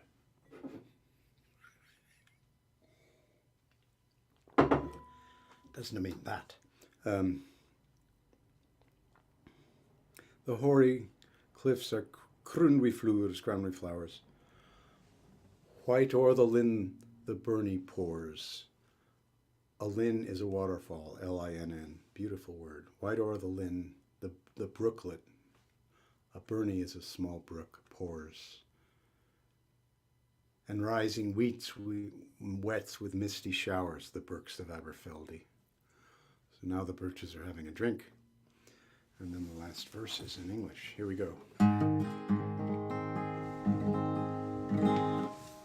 If you can dig up those Gene Redpath records, they're at Amazon. They have roses on the cover. Songs of Robert Burns. She was faithful. She was faithful, and I wish she was still here.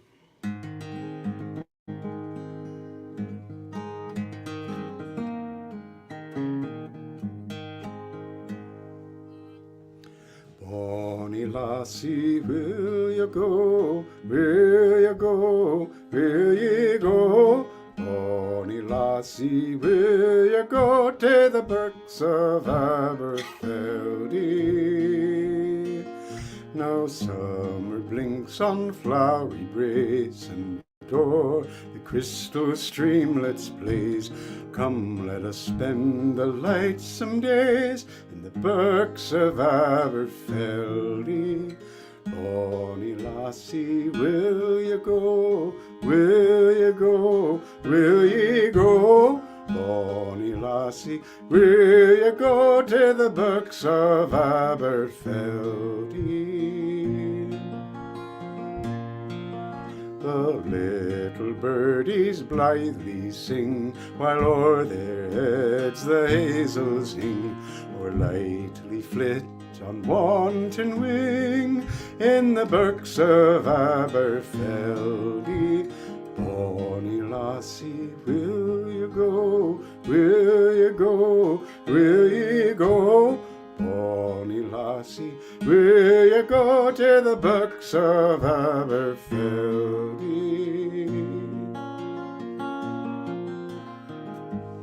lofty braes ascend like was, the foamy stream deep roaring falls, o'erhung with fragrant spreading shaws, the birks of Aberfeldy. Bonny lassie, will you go? Will you go? Will you go? Bonny lassie, will you go to the birks of Aberfeldy?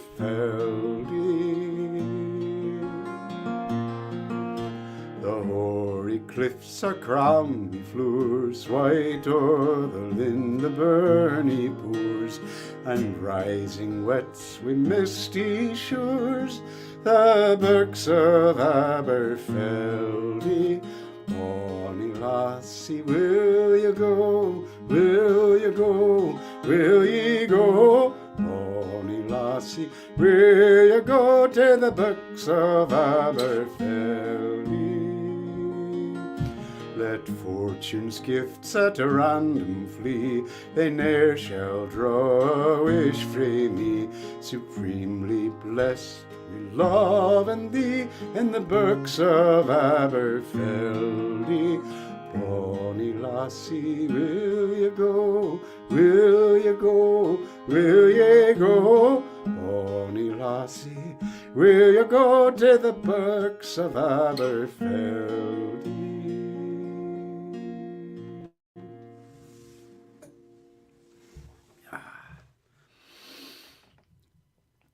Here's another song that is dear to me. Thank you, Ellen.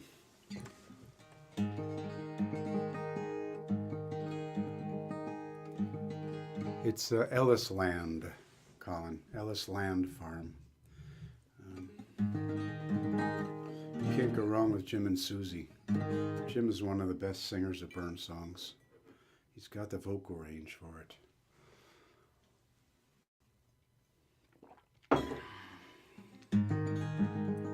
So, one song, I liked Volume 1, Sarah Trophy's album with Gene Redpath.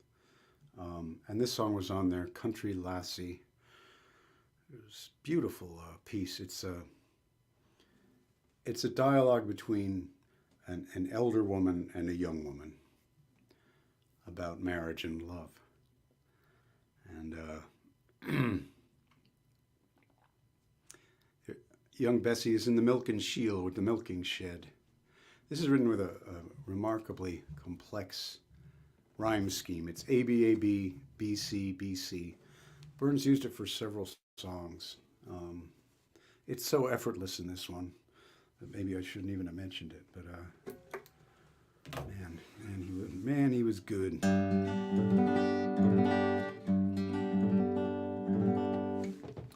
I'll just tell you the gist of the story. There's probably too much Scots here to translate.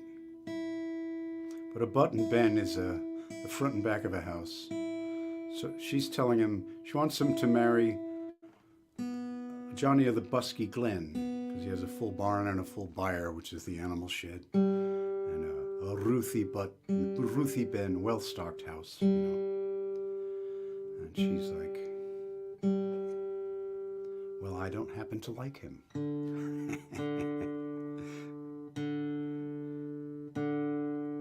She says, the elder is speaking out in a wrinkled eild, which is eild, like elder, that root, wrinkled age.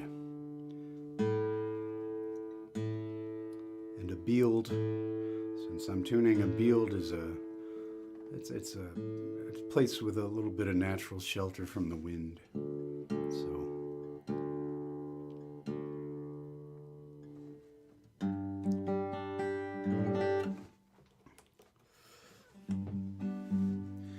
and simmer when they was morn and corn waved green in ilka field, a clover blooms white o'er the lea, and roses blow in ilka bield. Blithe Bessie in the milking shield says, I'll be wed, come out what will, would spark a dam in wrinkled eild.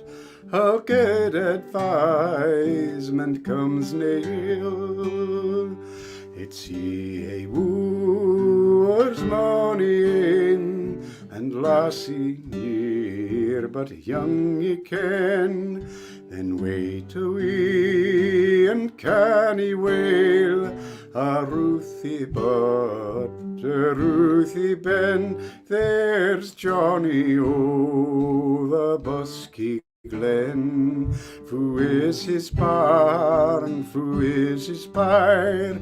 Tak this fae me, my bonny hen. Its plenty beats the lover's fire. For Johnny o' the Busky Glen, I dinna care a single flea. Say, will he lose his crops and kye? He has nae love to spare for me, but blithe the blink o' Roby's ee. And will I want to lose me dear? He blink o' him I wadna gie, for Busky Glen and all his gear.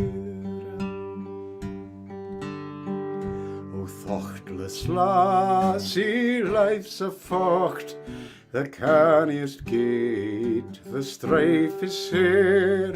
But I fu hunt is fechten best, a hungry cares and unco care. But some will spend and some will spare, and wilful folk maun hae their will. Sign as ye brew, my maiden fair, keep mind that ye maun drink the yill.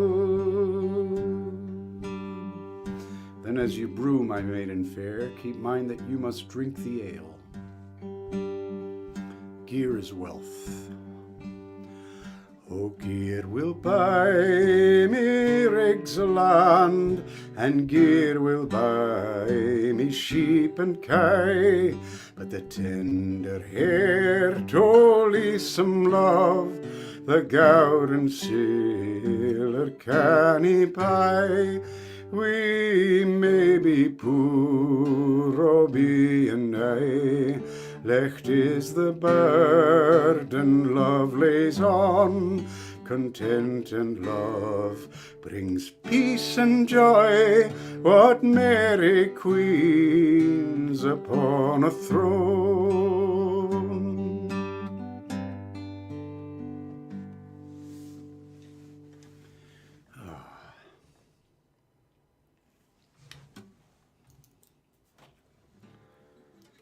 Burns was in a pub.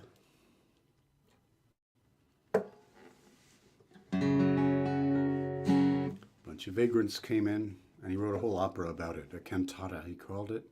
It's called The Love and Liberty, or The Jolly Beggars. He was 23 when this happened, and he was particularly taken with the character of a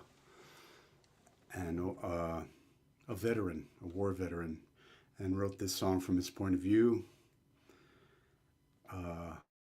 This guy loved to fight. So what tune did Burns choose but Soldier's Joy?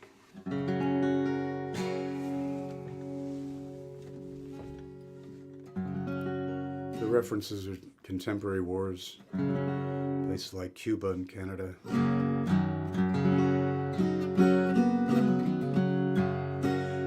I am a son of Mars who had been in many wars and show my cuts and scars wherever I come. This here is for a wench and that other in a trench when welcoming the French at the sound of the drum. Lolly doddle doddle doddle doddle dot dum. Lolly doddle doddle doddle doddle dot dum. Lolly doddle doddle doddle doddle dot dum. Lolly doddle doddle doddle at the sound of a drum. My apprenticeship passed where my leader breathes his last, when the bloody die was cast on the heights of Abram. And I serve it out my trade when the gallant game was played, and the morrow low was laid at the sound of a drum. Lolly doddle doddle doddle doddle dum. Lolly doddle doddle doddle doddle dum. Lolly doddle doddle doddle doddle dum. Lolly doddle doddle doddle at the sound of a drum. I lastly was with Curtis among the floating batteries. There I left for witness an arm and a limb.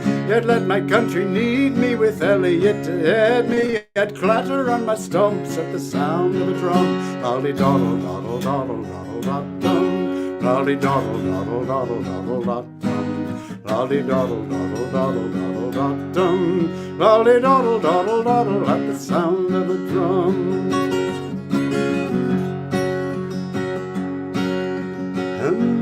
Now though I must beg with a wooden arm and leg, and many a tattered rag hanging over my bum, I'm as happy with my cowlet, my bottle, and my wallet as when I used in Scarlet to follow a drum. Lolly doddle doddle doddle doddle dum. Lolly doddle doddle doddle doddle dum. Lolly doddle doddle doddle doddle dum. Lolly doddle doddle doddle at the sound of the drum. And now with hoary locks I must stand the winter shocks beneath the woods and rocks, oftentimes for a home. When the t'other bag of sell and the t'other bottle tell, I could meet a troop of hell at the sound of a drum. Lolly doddle doddle doddle doddle dum. Lolly doddle doddle doddle doddle dum. Lolly doddle doddle doddle doddle dum. Lolly doddle doddle doddle at the sound of a drum.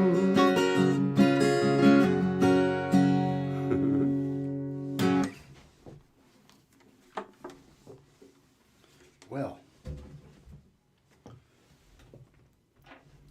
this one is called, sometimes called Address to a Woodlark.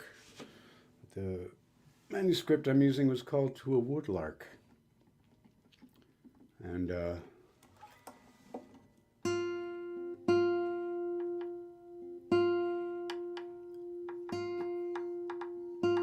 don't know if I'm boring people with too much scholarly chat, but hey, it's a free show. This Neil Gow is a legendary fiddler of 18th century Scotland. Probably the best of the musical scholars of Burns was a man named John Glenn. Wrote a book called early Scottish dance music, or early Scottish music, published in 1900.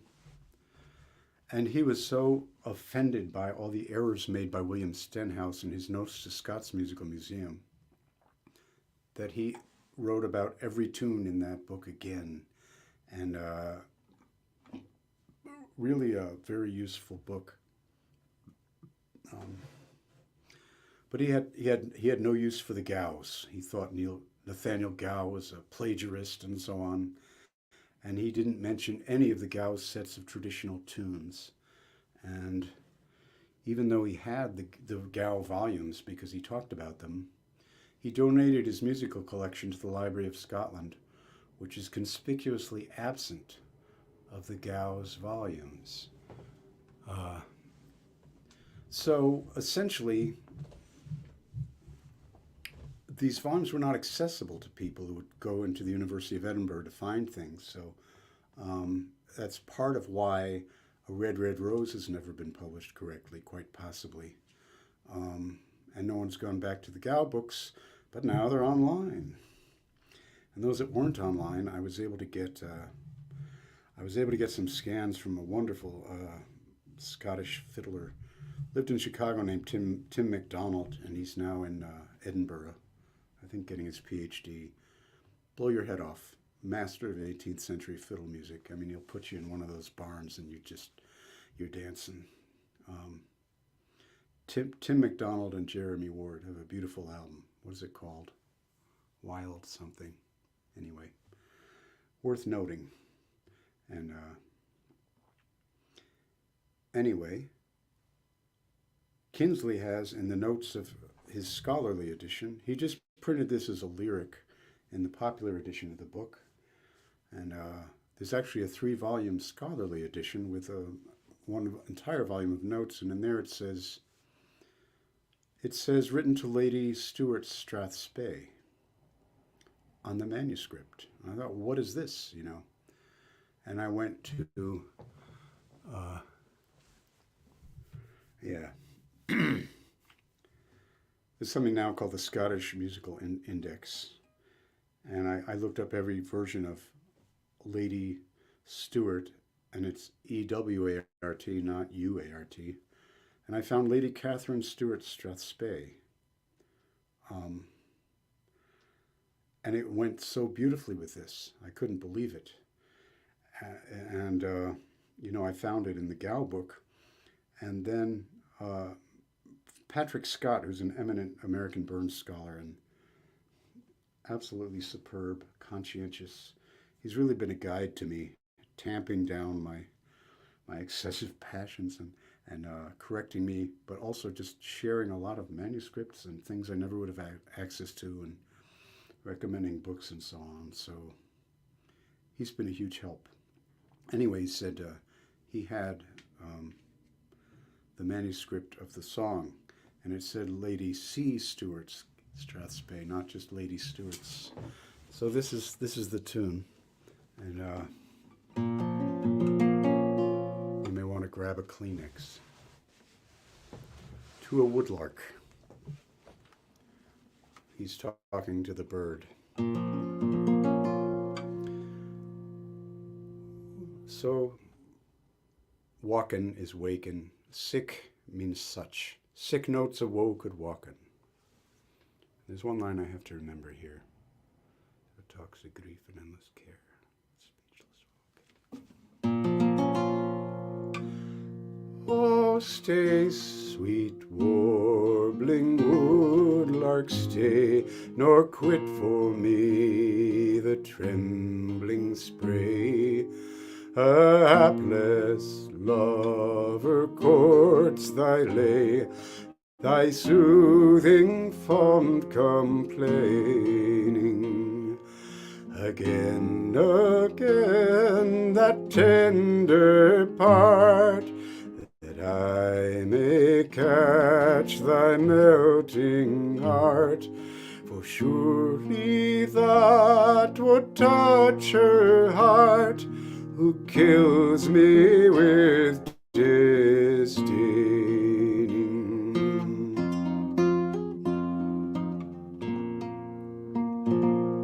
Say, was thy little mate unkind, and hurt thee as the careless wind? Oh, naught but love and sorrow joined, such notes so woe could waken.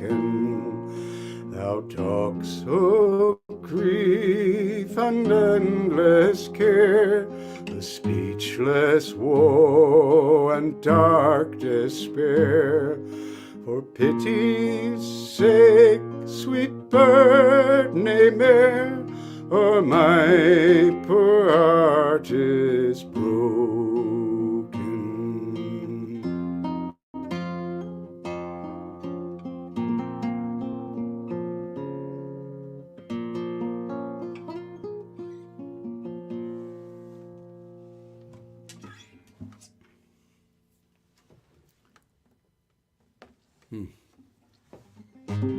Well, oh, forgot one.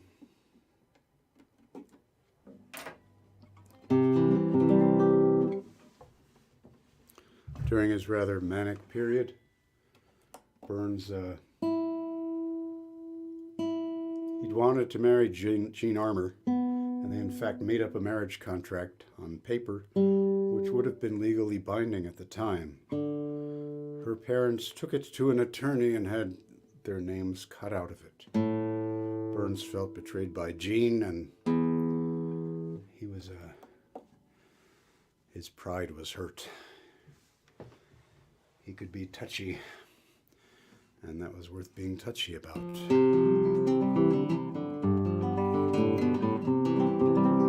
did the sensible thing and fell madly in love with another woman, Mary Campbell. And they made plans to emigrate. And before he was able to leave, he received a letter, and she had died of a fever in Greenock. And he continued with his busy life for 3 years. Got married to Jean and so on, became a famous poet. You know how it is with grief. It might hit you later on, a series of waves. And one day he had to deal with it, and he went, and the story is that he went and lay beside a haystack all day, composing the song in his mind. My Mary, dear departed shade.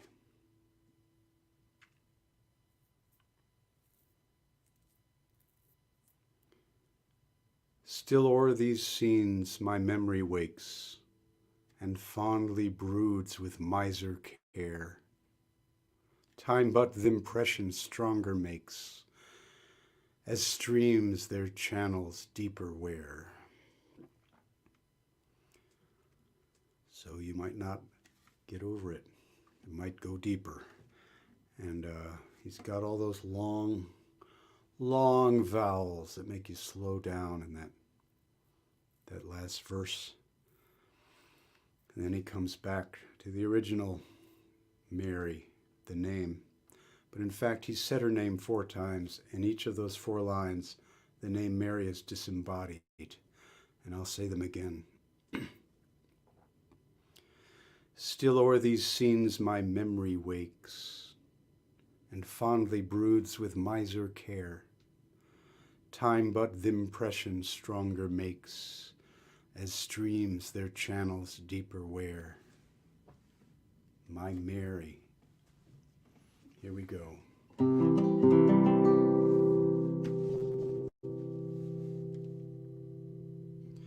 Thou lingering star with lessening ray, that loves to greet the early morn, again thou usherst in the day, my Mary, from my soul was torn. O Mary, dear departed shade, where is thy place of blissful rest? Hear'st thou thy lover lowly laid? Hear'st thou the groans that rend his breast?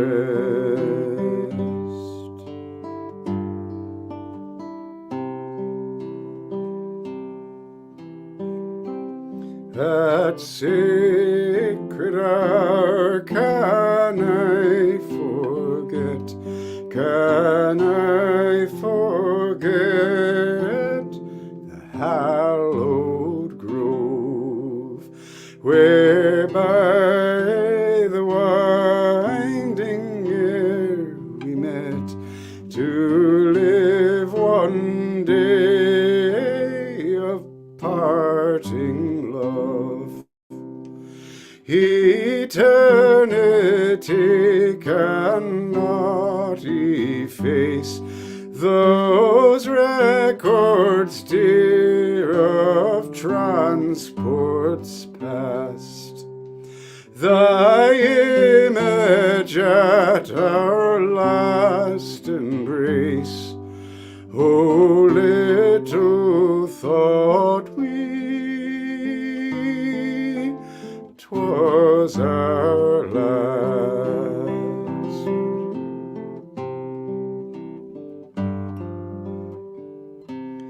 Ere gurgling kissed his pebbled shore, or hung with wildwood awakening green.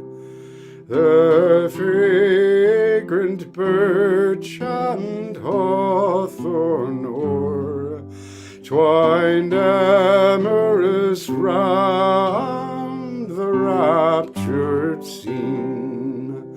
The flowers sprang wanton to be pressed, the birds sang love on every spray, till too soon the glowing west proclaimed the speed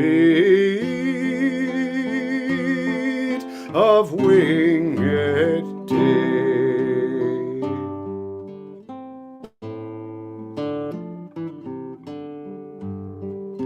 Still o'er these scenes my memory wakes, and fondly broods with miser care.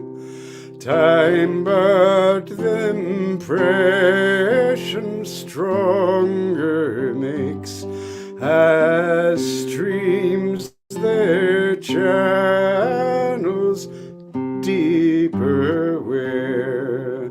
My Mary dear departed shade, where is thy place of heavenly rest? Seest thou thy lover lowly laid? Hear'st thou the groans that rend his breast?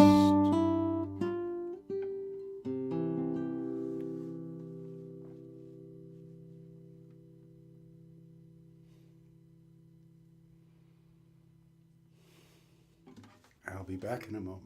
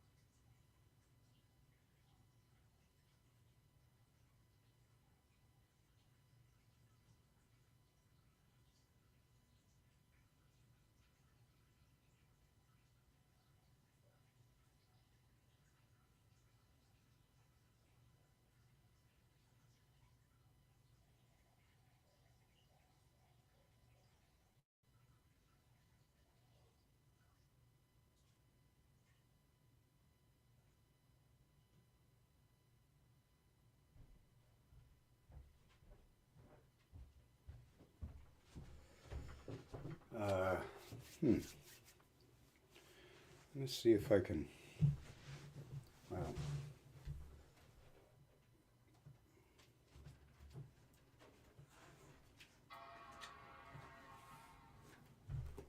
one more moment. Talk amongst yourselves.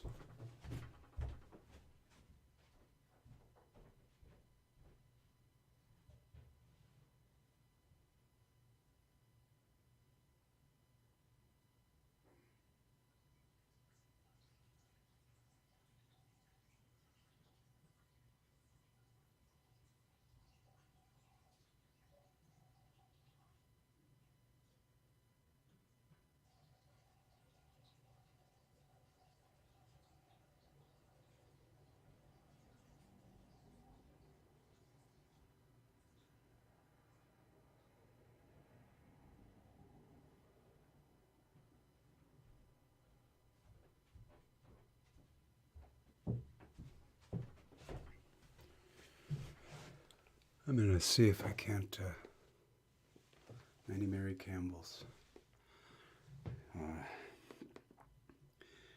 If I can't track down the song that Mr. Wilkinson is requesting, We'd spoken years ago about going to Scotland together, and I've been grounded here with caregiving for many years, but it's never been that far from my mind because Jeff could drive on the left, and we could have a very good time. Now, I after I got God when I was in the UK, I behold my love how green the groves. Okay, so it is called Scottish Song. And now I have to find out where it is in the song list.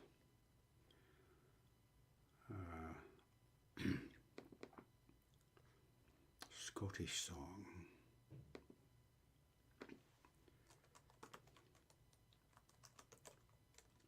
There are a lot of songs credited to Burns that he didn't write. And a great pet peeve of mine is that 242. So it's before for all that. 242. Okay.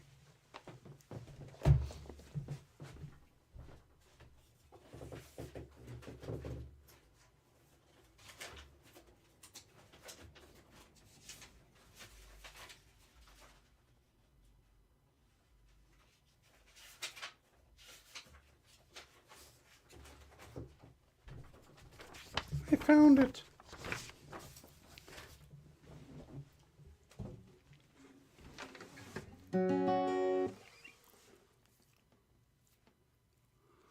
Yeah. So let's see. I have to find the range. Behold, hold my love, how green the groves, the primrose banks, how fair.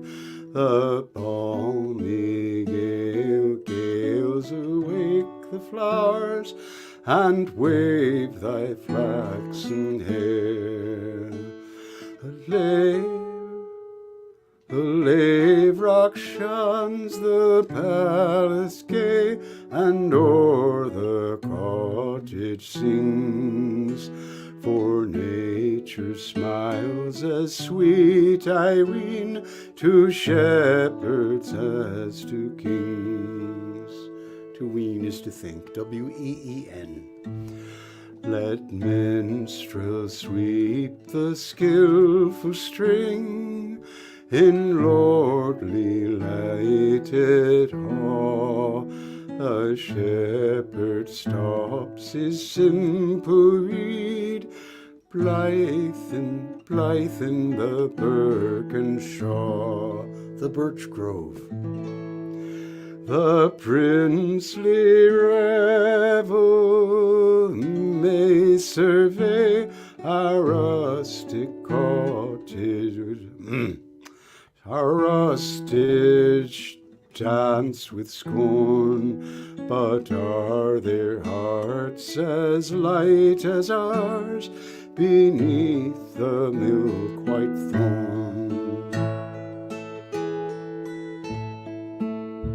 Let minstrels sweep the skillful string in lordly lighted hall. The courtier tells a finer tale, but is his heart as true? The wildwood flowers I've pulled to deck that spotless breast of thine, the courtier's gems may witness love, but 'tis not love like mine. Sorry, Jeff, that's me muddling through a song I haven't learned yet. But the tune is called My Lodging is on the Cold Ground.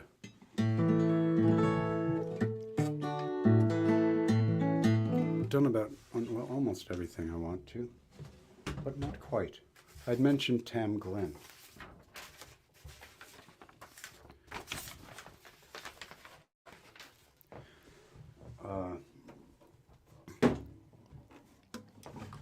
It's been found, yeah.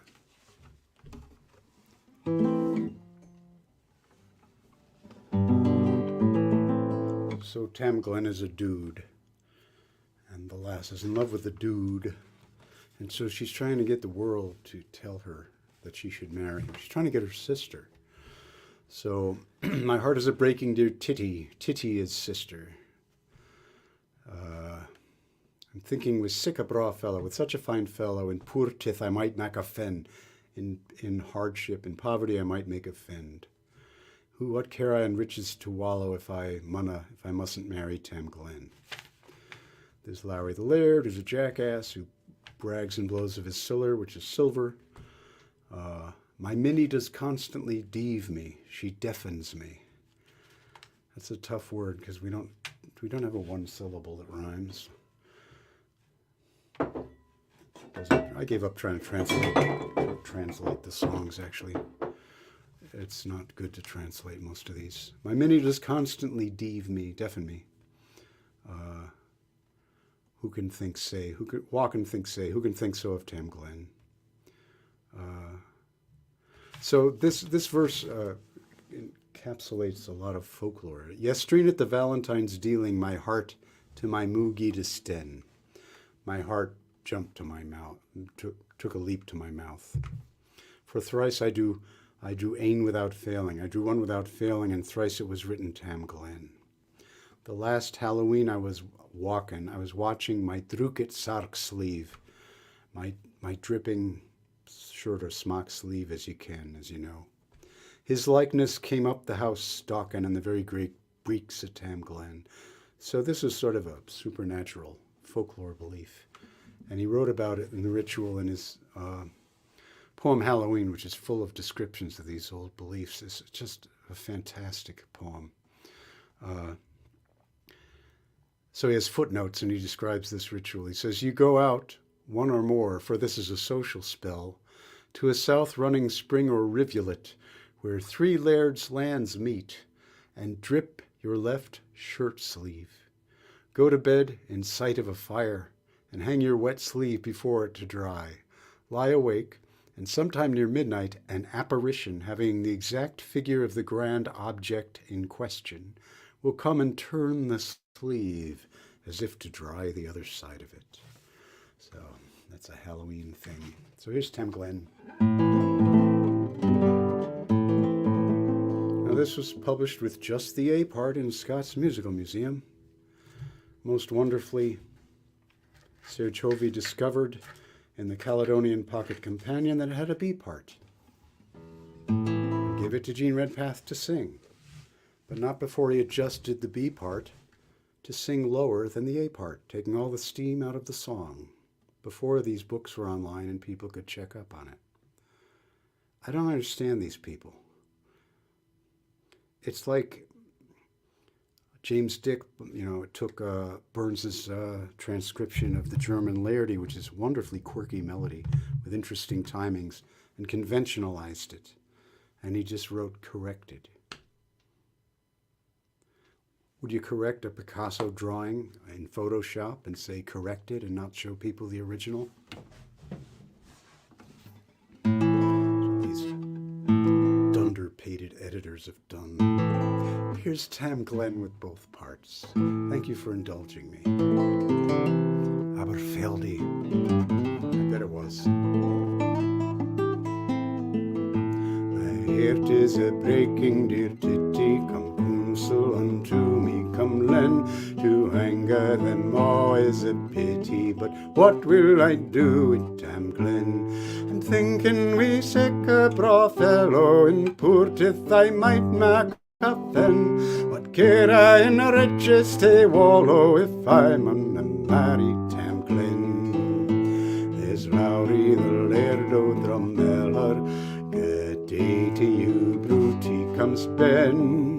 He brags and he blows o' his siller, but when will he dance like Tam Glen? My Minnie does constantly deave me and bids me beware o' young men.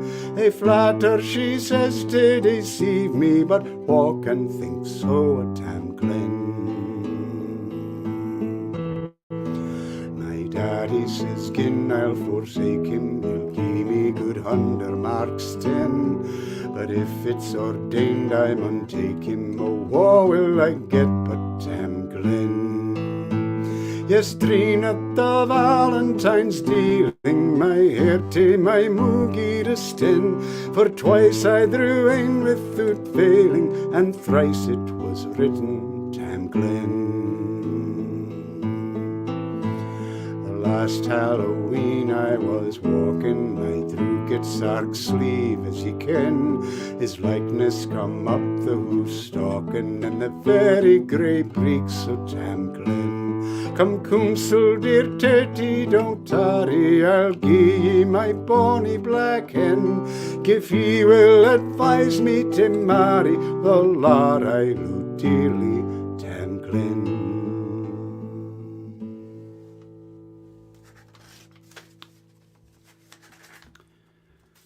Beautifully written.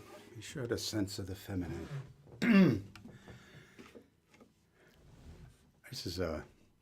This is a bawdy number. If the kids have gone to bed. It's called The Reel of Stumpy. I'd heard it on Scott's Folk Songs, Ewan MacColl record, with a different second verse. Lovely, lovely tune. Kind of peaceful. I didn't know what it meant. I was a child. I just heard these beautiful sounds. I thought they were all about different things, all of these Scottish songs, but they're all about screwing, basically. That's it. And this is, of course, no exception. The Reel of Stumpy, the dance of Stumpy. Now, Stumpy is it's an old, worn-out, stubby little pen. So this is in the Merry Muses of Caledonia, which is Burns's book of Bawdry that was published anonymously after his death. He had printed the first stanza of this in the Scots Musical Museum,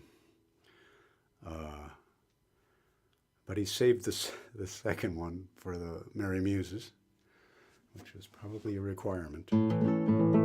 Anyway, the first stanza he'd written down with a bunch of collected Bawdry that's in a manuscript. It was in Philadelphia for a while.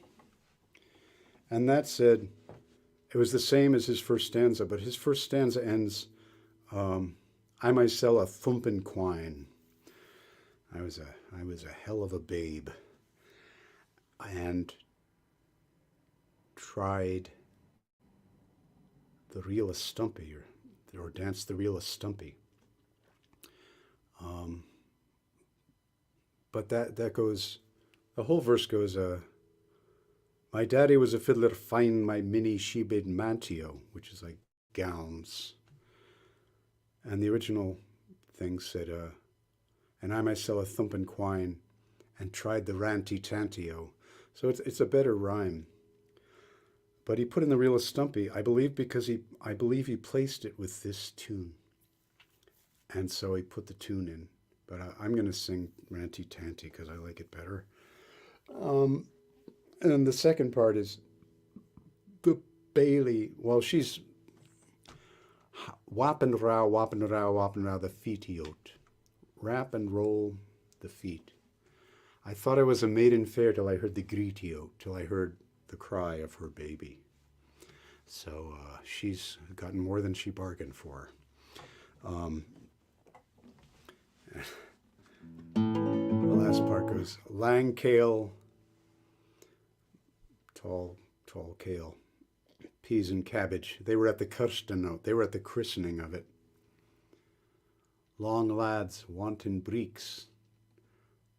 Tall lads without pants. They were at the getting out. The Bailey, he gaed farthest ben. He went farthest in. Mess John, the minister, was ripe and ready of it. But the sheriff had a wanton fling. The sheriff had a playful thing. The sheriff was the daddy-oat.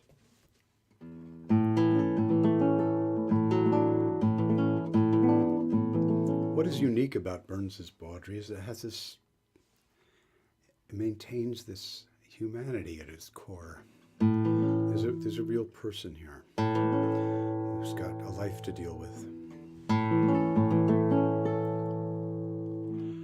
Wap and raw, wap and raw, wap and rather vitiot. I thought I was a maiden fair till I heard the greetie-oat. My daddy was a fiddler fine, my Minnie she made manty-o, and I myself a thumping quine and danced the ranty-tanty-o.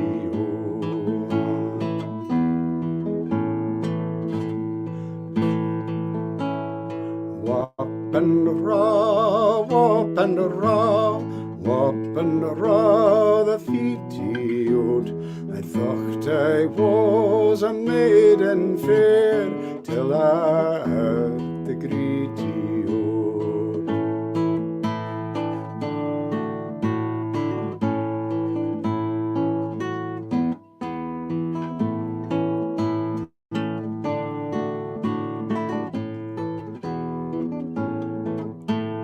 Long kale, peas and leeks, they were at the kirstening note.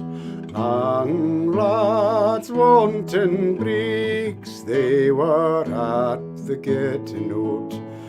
The Bailey gate for the spin, Miss John was a ripe and a ready out. But the sheriff had a wanton fling, the sheriff was the daddy-oat. Wop and raw, wop and raw, wop and raw the feety-oat. I thought I was a maiden fair till I heard the greetie-oat.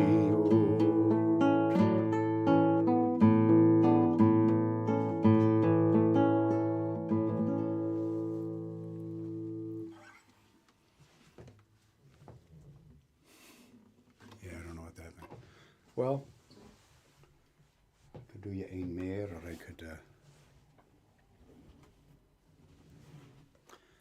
well, I think I'm going to read you something. Burns has a very long poem called The Vision. And this is a time in his life written when, it was before he published his book, and he really was quite feeling like a failure, that he'd wasted his time. He's depressed.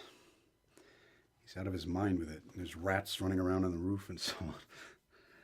And it's the fires, all of this. There's a smoke in the house, and he wants to give up.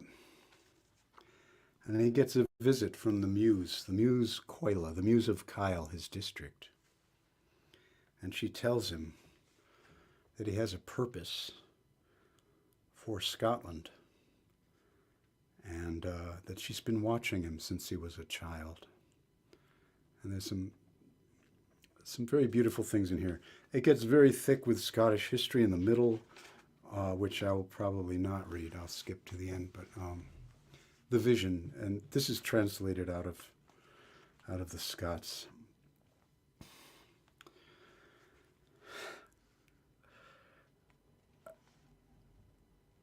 The Vision. The sun had closed the winter day. The curlers quit their roaring play, and hungered hare had made her way to gardens green, while faithless snows each step betray where she has been. The thresher's weary flingin' tree, the livelong day had tired me, and when the day had closed his ee far in the west, back in the den, right pensively, I went to rest. There, lonely by the chimney nook, I sat and eyed the spewing oak that filled wi' cough-provoking smoke the old clay building, and heard the restless rats that squeak about the ceiling. All in this dusty, misty clime, I backward mused on wasted time, how I had spent my youthful prime and done no thing but stringing blathers up in rhyme for fools to sing. Had I to good advice but hearkened, I might by this have led a market, or strutted in a bank and started my cash account, while here, half mad, half fed, half shirted, is all the amount. I started, muttering blockhead, goof, and raised my palm as rough as hoof to swear by all yon starry roof or some rash oath that I henceforth would be rhyme-proof till my last breath. When click, the string the latch did pull, and swing, the door went to the wall, and by my chimney flame I saw, now blazing bright, an outland woman without a flaw come full in sight. You needn't doubt I held my hush. The infant oath half formed was crushed. I stared as eerie as I'd been pushed in some wild glen, when sweet, like modest worth, she blushed and stepped in. Green, slender, leaf-clad holly boughs were twisted, graceful round her brows. I took her for some Scottish muse by that same token, and came to stop those reckless vows would soon be broken. A harebrained, sentimental trace was strongly marked in her face. A wildly witty, rustic grace shone full upon her. Her eye, even turned on empty space, beamed keen with honor. Down flowed her robe a tartan sheen, till half a leg was barely seen, and such a leg, my bonny Jean could only peer it, so straight, so taper, tight and clean, none else came near it. Her mantle, large of greenish hue, my gazing wonder chiefly drew. Deep lights and shades, bold mingling, threw a lustre grand, and seemed to my astonished view a well-known land. Here rivers in the sea were lost, there mountains to the skies were tossed with surging foam. There distant shone art's lofty boast, the lordly dome. Here Doon poured down his far-fetched floods, there well-fed Irvine stately thuds. Old hermit Ayr stole through his woods on to the shore, and many a lesser torrent scuds with seeming roar. Low in a sandy valley spread, an ancient burrow reared her head. Still as in Scottish story read, she boasts a race, to every nobler virtue bred and polished grace. By stately tower or palace fair, or ruins pendant in the air, bold stems of hero here and there I could discern. Some seemed to muse, some seemed to dare with feature stern. My heart did glowing transport feel, to see a race heroic wheel and brandish round the deep-dyed steel in sturdy blows, while back recoiling seemed to reel their southern foes. And here she goes on about various warriors and scholars and judges and so on.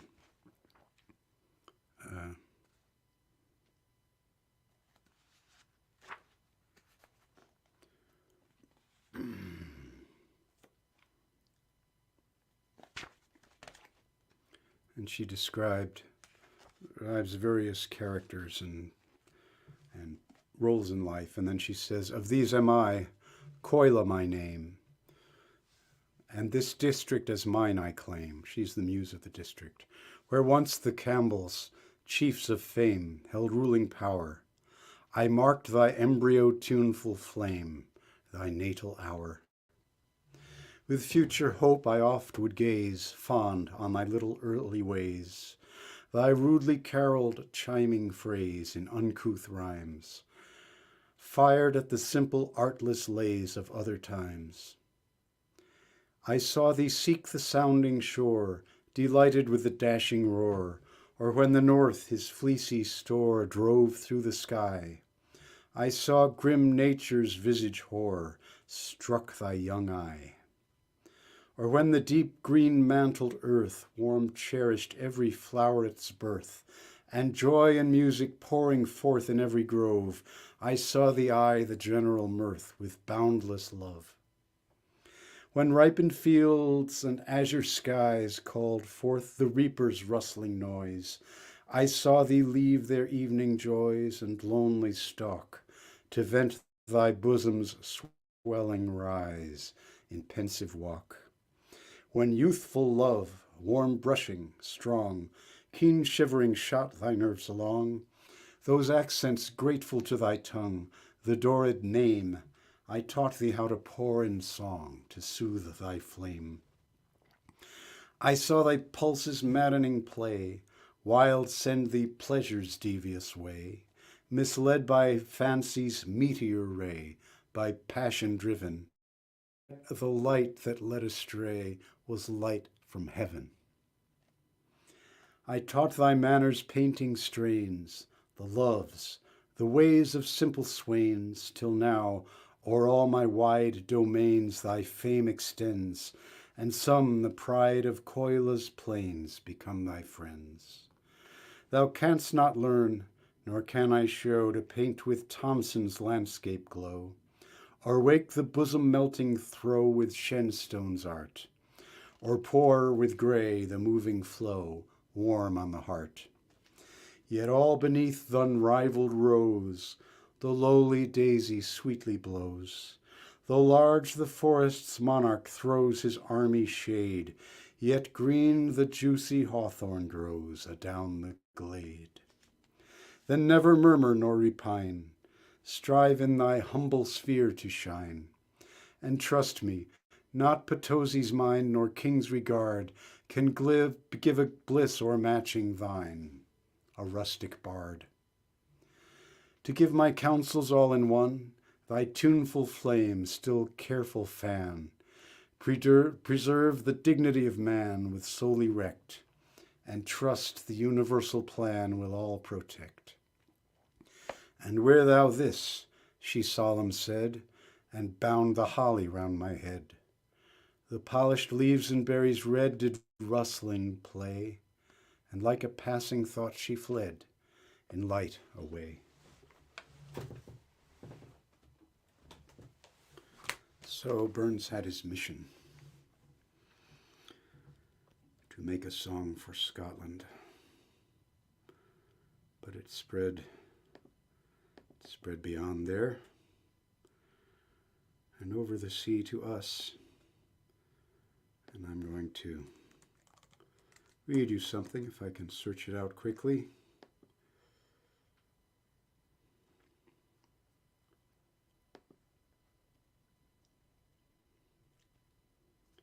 Stemming from a childhood vision of boundless love, Burns' enduring messages include full acceptance of our joys and sorrows, respect for ancestral heritage, and compassion for all creatures. Through his poetry and the Scots Musical Museum, Burns struck a resounding blow for the survival of Scottish cultural identity. Following his death, his democratizing message spread throughout the world. After escaping from bondage in Maryland in 1838, Frederick Douglass acquired the collected works of Robert Burns. The abolitionist often quoted the bard in his speeches. Douglass took time out for a speaking tour of Scotland to visit Burns's last surviving sister, Isabel Begg, in 1846. Addressing a Burns supper in Rochester, New York, the following year, Douglass reflected on their visit and his travels in Scotland.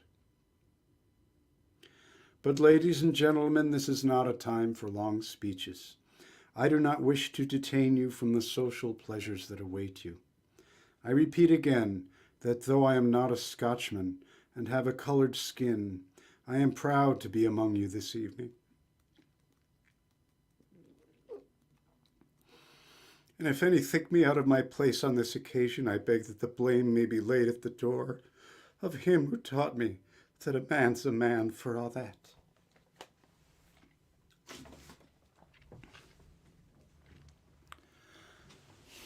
I'm going to sing one more and say good night. We shall return. There are more beautiful songs.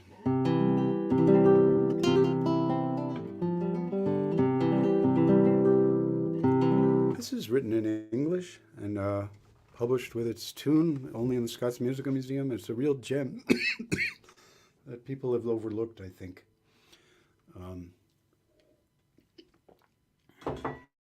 The second verse personifies the seasons as a ballroom dance.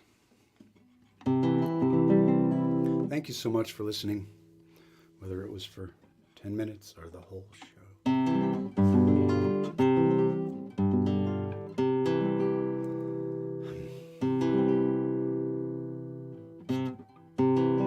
I'll be back in a month or 6 weeks with a show called Songs of Aging and Decrepitude. And I'm going to put out a donation thing on that show, but not tonight.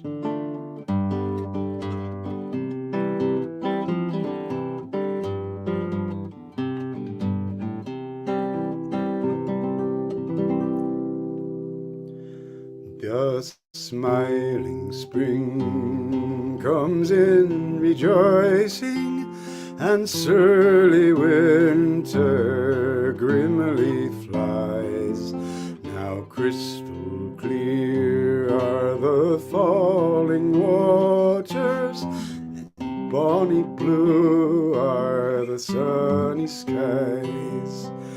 Fresh o'er the mountains breaks forth the morning, the evening gilds the ocean's swell. All creatures joy in the sun's returning, and I rejoice in my bonny bell.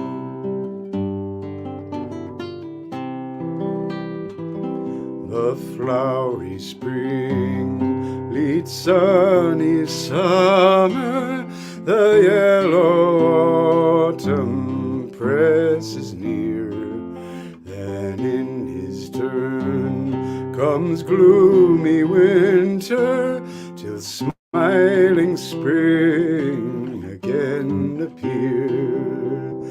The seasons dancing, life advancing, old time and nature their changes tell, but never ranging, still unchanging, I adore my bonny bell.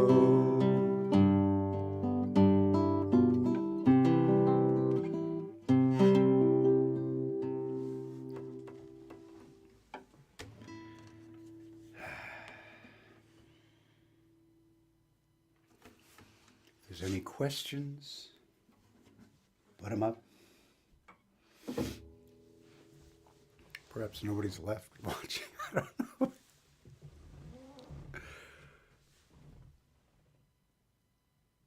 Not sure what you're saying there, Colin.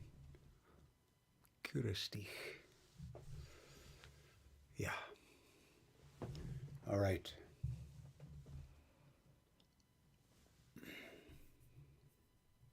Just want to check back through here. Make sure I didn't miss anything.